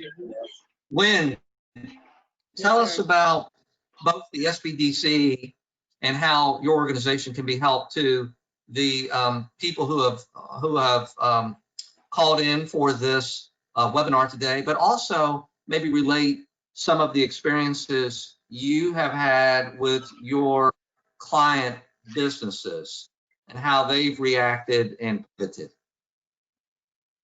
Yes, absolutely. So we have done a great job to the team of the Southern Region for the Small Business Development Center. We've assisted over 400 businesses in the window of time from March to the end of August in the pandemic related support with consulting for finance, as well as grants, as well as any type of assistance with pivoting to assist them into a new means of doing business. So it has been a tremendous uptick in the number of businesses that we've serviced. In that window of time, we've serviced the amount that we typically would service in 1 year. We did in that window of time. So with the same staffing, which has been a tremendous task. So kudos to those staff members for really taking on the extra toll. The businesses that we have assisted, we've worked with them through the pivot process, if they're product-based or service-based, on how to look at what their offerings are and how they can connect better with their customer base through their current offerings, and also looking at what can they do in a virtual environment or in a modified way to accommodate additional streams of income. For example, with some restaurants, working with them when the pandemic first started, when they continuously had a flow of goods coming in from their suppliers, and we were on quarantine, and to suggest to them to maybe look at the marketplace aspect of utilizing the goods that they had coming in and allowing their customers to come in and purchase toiletries, supplies, uncooked food, so that they could then take it home because a lot of the grocery stores and department stores were on shortages for some of those ingredients, and they could go to their local restaurant like never before and pick up toilet paper and maybe uncooked steak, which was something we had never experienced, but that allowed that local business to still keep their cash flow going, to pay their staff, and allow the general public to still get the services and the goods that they needed. So it's just outside of the box, thinking about what are my current offerings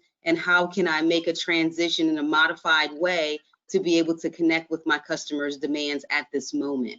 So it's something we've had to do with SBDC. We typically do in-classroom instruction through the College of Southern Maryland. And as of March, we pivoted within a 3-week time period to where all of our classroom instruction is now online based. Within a 3-week period, everything went virtual. And so all of our online instruction is virtual, and now from a statewide model versus a local model where everyone is getting webinars and they're coming out some 2 and 3 times a day. Great information. So I encourage anyone, if they are current clients or are not, it's no cost business consulting that's confidential, no cost training. Please connect with us. It's sbdchelp.com. It's going to be a great resource for you. So connect with us on social media if that's a way that you prefer. But we're here to support you. It is no cost, and we want you to know that this is a service that is going to be a benefit to you, not just during COVID, but going forward. We're here for the endurance of your business. Great, thank you. SBDCs do great work all over the country, and hopefully people continue to utilize it effectively in Charles County. Thank you. All right, we're going to play a little game real quick called Lightning Round. And then after we do our lightning round, I'm going to ask Sandy to open it up to the general audience for questions they have. So in 2 minutes or less, my question is this: knowing what you know now, what would you have done differently from when it's kind of accepted that we in the United States realized we were in a world of hurt on March the 9th? So knowing what you know now, what would you have done differently? Lightning round, minutes. Angela, we'll start with you. Thanks, Jay. First thing I would have done was to stock up more on the supplies, the gloves, the sanitizer, and the masks. At one point, we were paying probably $2.50 to $3 per mask, and these were the disposable ones. So if I knew then, we would have stocked up. We did have the foresight, similar to Keith, where we knew something was coming. So my husband started stocking up on the gloves. So when it initially hit, we were in a good place. But as it started to continue to prolong, we started to run out. So I would have stocked up more. I probably would have also amped up my advertising a little bit more. We were also deemed essential business. We did close down dining, but our carryout picked up tremendously. So it was an opportunity for us to let other people know that while these restaurants or these places were closed, you still have a place where you can come and get some nice hot cooked food. So we didn't stop advertising like most people do. When things go bad, they cut the advertising. That's the worst thing you could ever do. Coming from a marketing person, I'm just saying. But those are the two things that I would have probably done if I knew them. Angela, a question that I have, all of us experienced problems with the supply chain, yes, especially in the grocery stores. I mean, here I am in Atlanta, and my neighborhood grocery store is just recently getting some of the cleaning supplies that we haven't had since March. How hard is it for you to get your product supplies, like from distributors such as Cisco or US Foods or whoever you use to provide your commodity on a commercial level? On a commercial level, US Foods is our main supplier. So the relationship that we had with them, my sales rep up to the district manager, they knew not only us, but a lot of other restaurants were in dire need of the product. So they would go quickly. So I fortunately for us, I had my sales rep who was on call, and actually, I guess she was sitting there looking at the inventory every single day that it came in. And as soon as gloves came in, she called me. Or if I wasn't available, she placed the order for me. Now, I don't traditionally like people spending my money. However, at this particular time, it made sense. So she would place the order for me. So we were lucky to have the relationships that we had in place to let people know that we were in need of it, and they took care of us. And I'm also lucky enough to be able to serve on the Charles County Economic Development COVID Task Force. They put together the task force, and they listened to us as business owners, and they said, what do you guys need? And all of us pretty much said, these are the things that we need. And they work with the Charles County Health Department to bring those things to us. So it's a lot. While it's still difficult to get because we have to share with everybody, the task force was very helpful because it allowed us to be able to have a streamlined process now to be able to have a go-to point for those particular products. But at first, Jay, it was tough because even the vendors were not getting their shipments in. So they were all out of stock. So, as I'm yelling at them and saying, I need this, and the thousands of other, restaurateurs and other businesses were yelling at them, they also had to pivot and figure out, they actually had to hire more people, independent drivers, and they had to send their own drivers out with their own trucks to different places that they never thought that they'd have to go to get product. So it was a little crazy. So luckily everything's coming, seems like it's leveling out a little bit, even though COVID is increasing. Maryland had another 1,000+ cases yesterday, 7 days in a row. I think people have a better handle on what to expect and keep it moving. The only other thing I would say to everybody that's listening is, while we have a better handle, while it seems like it's getting better, while the numbers are still not as bad as they were before, you cannot let your guard down. You have to know and understand that this virus is still out there. 90% of having a cure in place that's not really 100% is still not a viable option at this time. Just make sure that you're doing what you're supposed to do. Wear a mask, fist bump, just social distance. It's the simplest thing that we can all do to help with keeping from spreading this virus any more than it has to be. All right, that's great information. Great advice. Thank you, Angela. Okay, Keith, lightning round. What would you do differently, knowing what you know now? I'm actually very proud of how we navigated the changes throughout this time. I think that we were forward thinking, we worked hard, we stayed true to ourselves and our core value of island music. I think in situations like this can either bring out the best in people or the worst in people.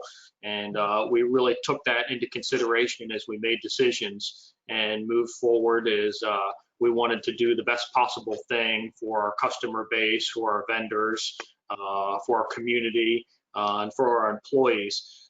So I think that we were upfront and honest and tried to navigate the changes as best we could, as quickly as we could. I think if I had to make any changes, I would spend a little bit more time in employee management. I think that we had to change and pivot so fast.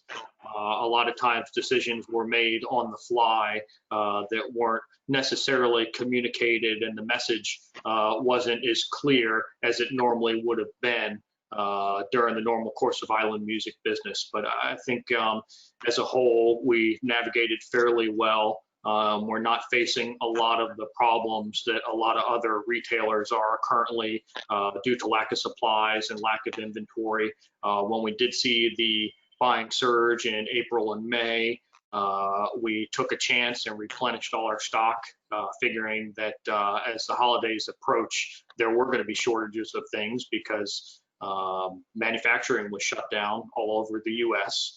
A bulk of our supplies comes from overseas. And I think that there probably weren't any shipments coming in from China, I would say early February, and maybe didn't even start until July. So that can cause a significant supply shortage. It'd be very hard to be open with full staff and not have products for them to sell. Yeah, great. Okay, thank you. Tony, what would you change? Yes, sir. Well, no, there still is. I got two things. There's in our industry, there's multiple year contracts, MAC contracts, MATOCs or IDIQ contracts. They're usually very cumbersome to put a bid package together, and you kind of push them to the side when you're really busy on doing other kind of construction work. I would have bid a lot more of those because through this whole pandemic, those contractors are the only ones that are really getting to work right now because they're already under the umbrella of the multi-year contract. It's easy to award to them right now.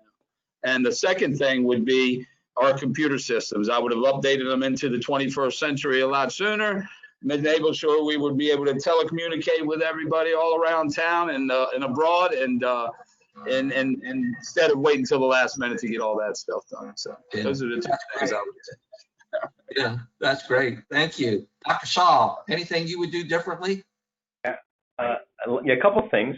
One is, as Tony pointed out, we didn't have webcams on our computers either. So when we go online and look for a bunch of sources to get a webcam, there was a big drought in trying to buy appropriate webcams for doing telehealth and things. So had I known, I would have probably bought that maybe in January, February. That's one thing. Another thing was investing in PPE conservation technology.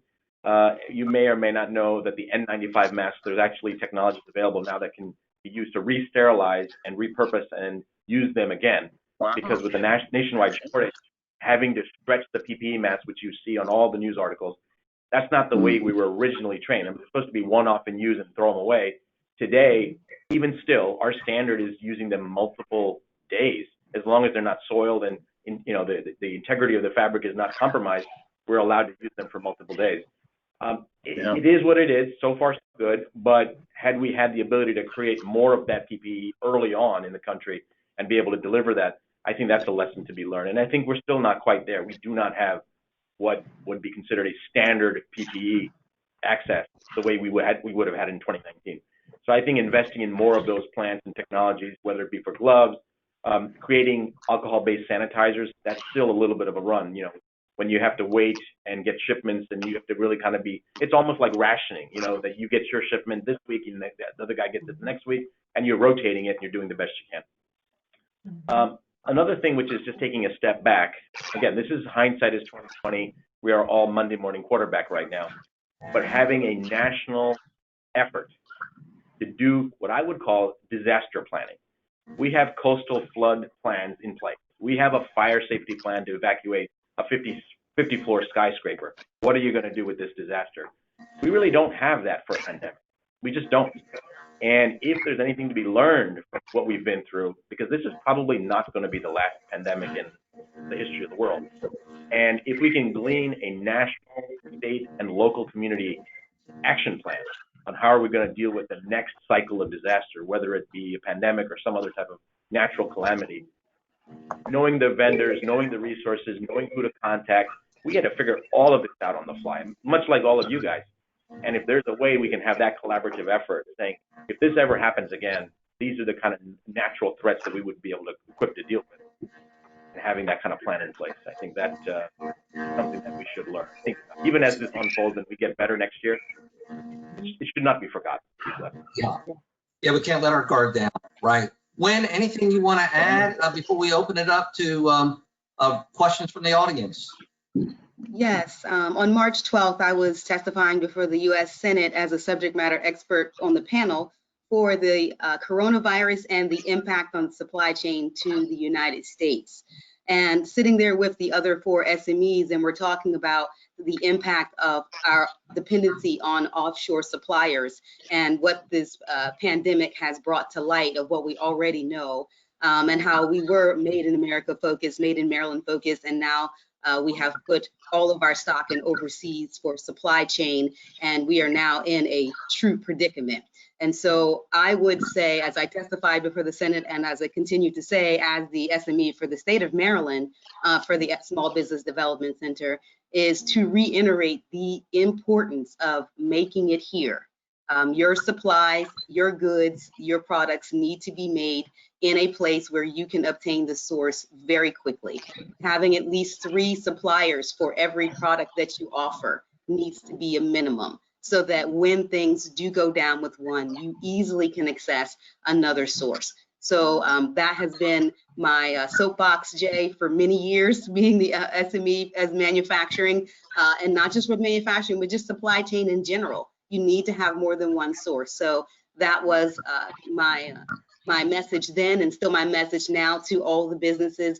If we do happen to go down into another lockdown in the next 30 days or so, be mindful of your supply chain. Don't wait until the last minute, and seek additional sources so that you do have a variety of supplies, as you stated, to stagger from. If some are on a delay and some are more rapid, plan accordingly, because that's the biggest thing with any disaster, is the failure to plan. And so we really need to be more proactive in our planning.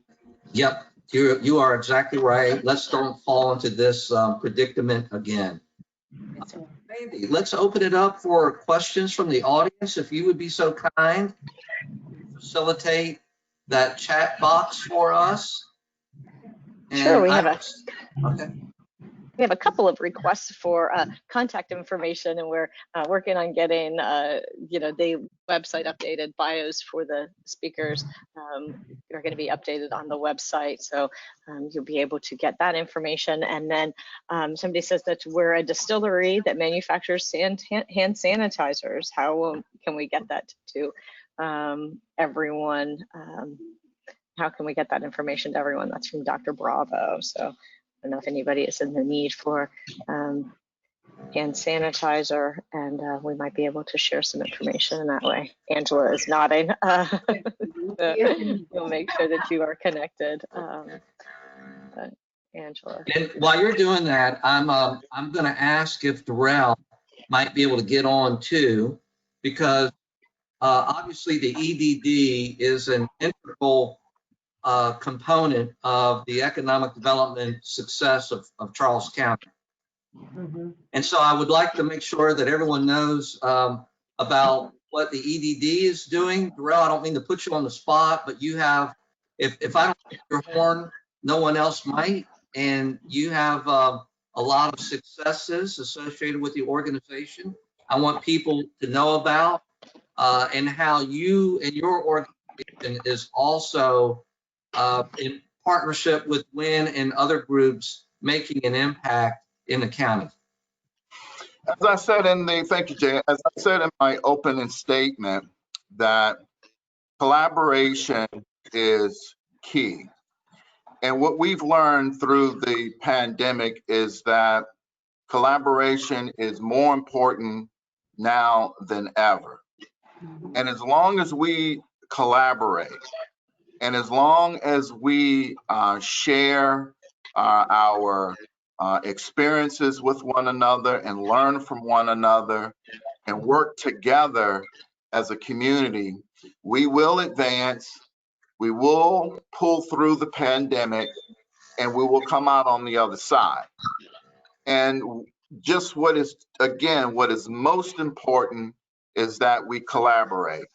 As long as we do that, we will come through. And the department is working with our national capital regional partners in collaboration. And that has proved very beneficial for us as a county and as an organization. And we are also collaborating with our neighbor jurisdictions here in Southern Maryland, St. Mary's and Calvert County. And so with these collaborative efforts and in having a holistic approach to economic development, especially during these times, is critically important. And that's what we're doing. And I think that as long as we do that, Jay, and as long as we stick together as stakeholders and partners and work together, we will make it through. And the part of the role of the department is to ensure that we do that as best as we can. And that is what we've been doing. And we've approached this in a very compassionate way. We understand that the business community is and will continue to go through a challenge. And we understand this, and we approach this with compassion.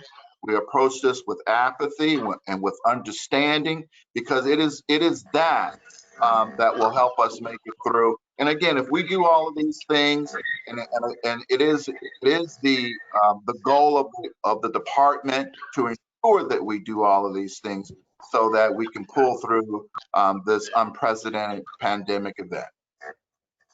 Yeah, thank you, Darrell. Sandy, Jay, if we I have do have more another questions? question. I do Okay, have great. Yep, and this I assume is going to go to all panelists. What changes have you made that will become permanent even after the crisis has passed? All right, well, let's hit that quickly, because that's probably going to do it for us after that question as we work to close out. So who would like to take that on? Jay, I can say we will continue online learning. Even after the pandemic, we will still be doing a hybrid version of back in the classroom, but still offering it virtual. Okay. Keith? Certainly, we will also continue with our online lesson program, even when we are able to do in-person lessons. I think in modern times, the convenience factor is really a selling feature for folks, as well as the safety factor. We're going to continue to invest in our online platforms to widen our reach and our customer base. I think that a lot of really positive changes have come out of having to shift and manipulate our business. So a lot of them will hopefully keep. Since you're in the music industry, did you have to purchase any kind of new software because of the latency issue on online learning where the student and the instructor is obviously separated, and as a result of that, you don't have the real-time syncopation? We haven't had huge issues with that. I think depending upon internet speed and what platform you're working with, sometimes you'll have that, but a lot of our instruction is done via Zoom, Skype, and FaceTime. So we allow the customer to pick kind of what works better for them. We have seen a big uptick in audio interfaces and USB microphones to kind of get rid of some of that latency rather than just using the microphone in your computer or your phone. So we've seen a big uptick there, but no major breakthroughs in terms of kind of over-the-counter software. Okay, great. Who else wanted to? Okay, Angela. We will definitely continue the in-house delivery, and we've also structured the platform to be able to help other smaller fast casual restaurants to be able to tap into our in-house delivery so that they can start their own, because it's not easy to start that process. You have to have so many different things in place, and I wouldn't want somebody to go through what we had to go through in order to start it up. So we're going to continue it, and we're going to grow it to help others too. Okay, great. Dr. Shah? I can comment. So, at my last live MedStar Health Leadership Council meeting, this was in February, so this is before the pandemic really struck America. MedStar Health has already invested quite a bit of time, energy, and resources into creating an app for smart devices to be able to send health information that's personalized to a given patient.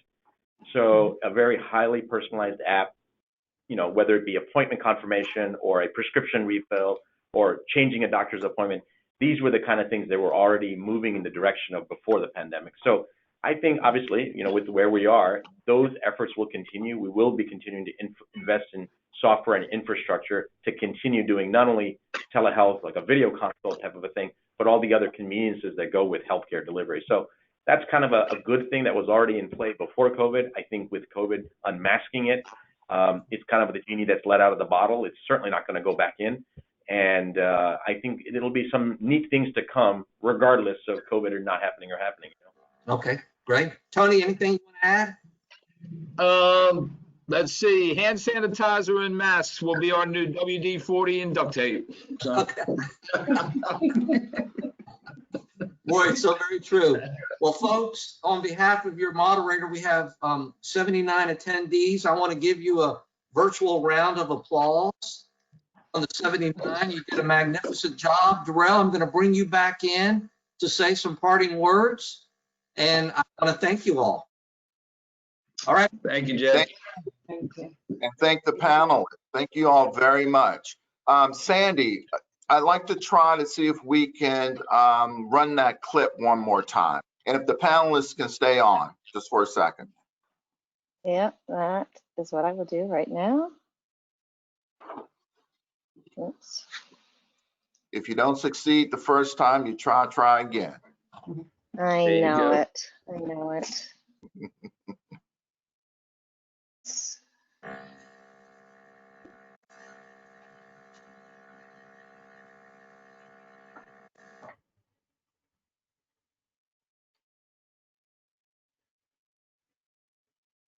Bear with me here.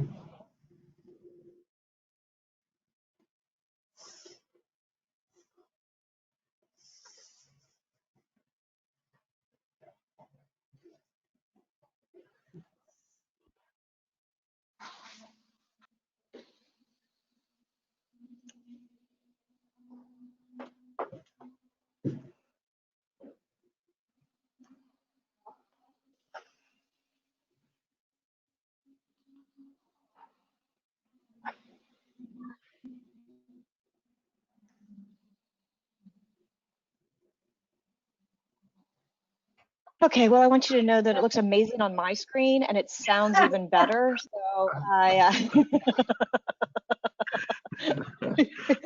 I keep watching it over and over again. Yes, we're just going to chalk it up to a little tech issue and quit while we're ahead. We'll be sharing it on social, and you guys will get to see this amazing video. So thank you. Thank you. I think Darrell, were you going to? I'm going to be inviting some team members to come onto the screen.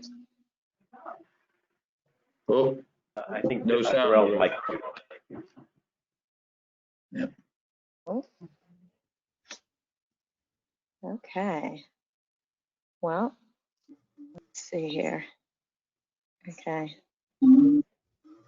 There's me, the face behind the tech issues. But thank you all for bearing with us here 1 second. I think the economic development team is having a few challenges on site.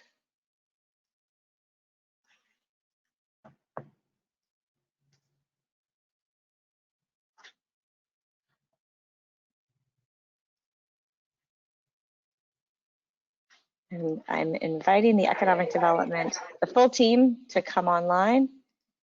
And so you can see all of the faces that have been working tirelessly to get this event together and to support the local community. There we see. Pretend like everyone's just walked up onto the stage at the end of the, the fall meeting. If we were all in person. Let me just scroll through the list and make sure I didn't forget anybody. Sandy, can you see if Darrell is muted?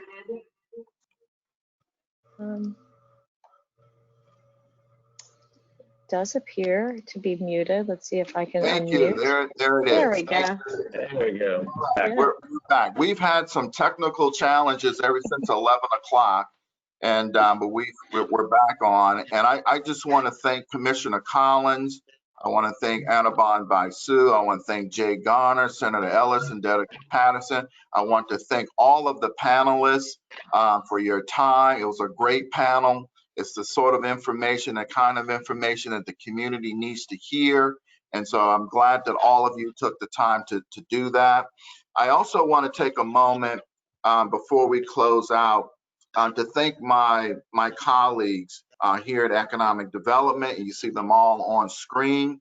If it weren't for them, we would not be able to do the kind of work that we do. And so thank you to all of my Economic Development colleagues.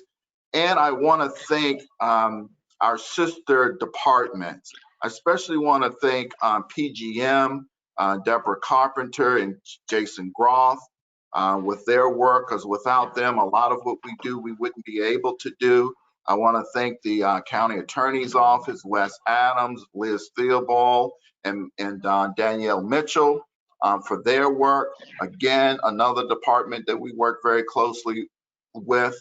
And I want to thank Capital Services, John Stevens and his team for all of their work. And so we in economic development, we do not work in a vacuum.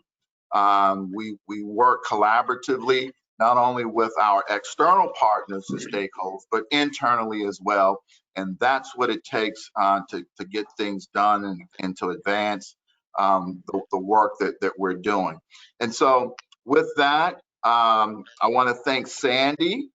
Sandy has been the wizard today behind the entire program. And Sandy, thank you very much. You've been a great and continue to be a great partner for us as well. And Jay Garner and Jay and his team, thank you.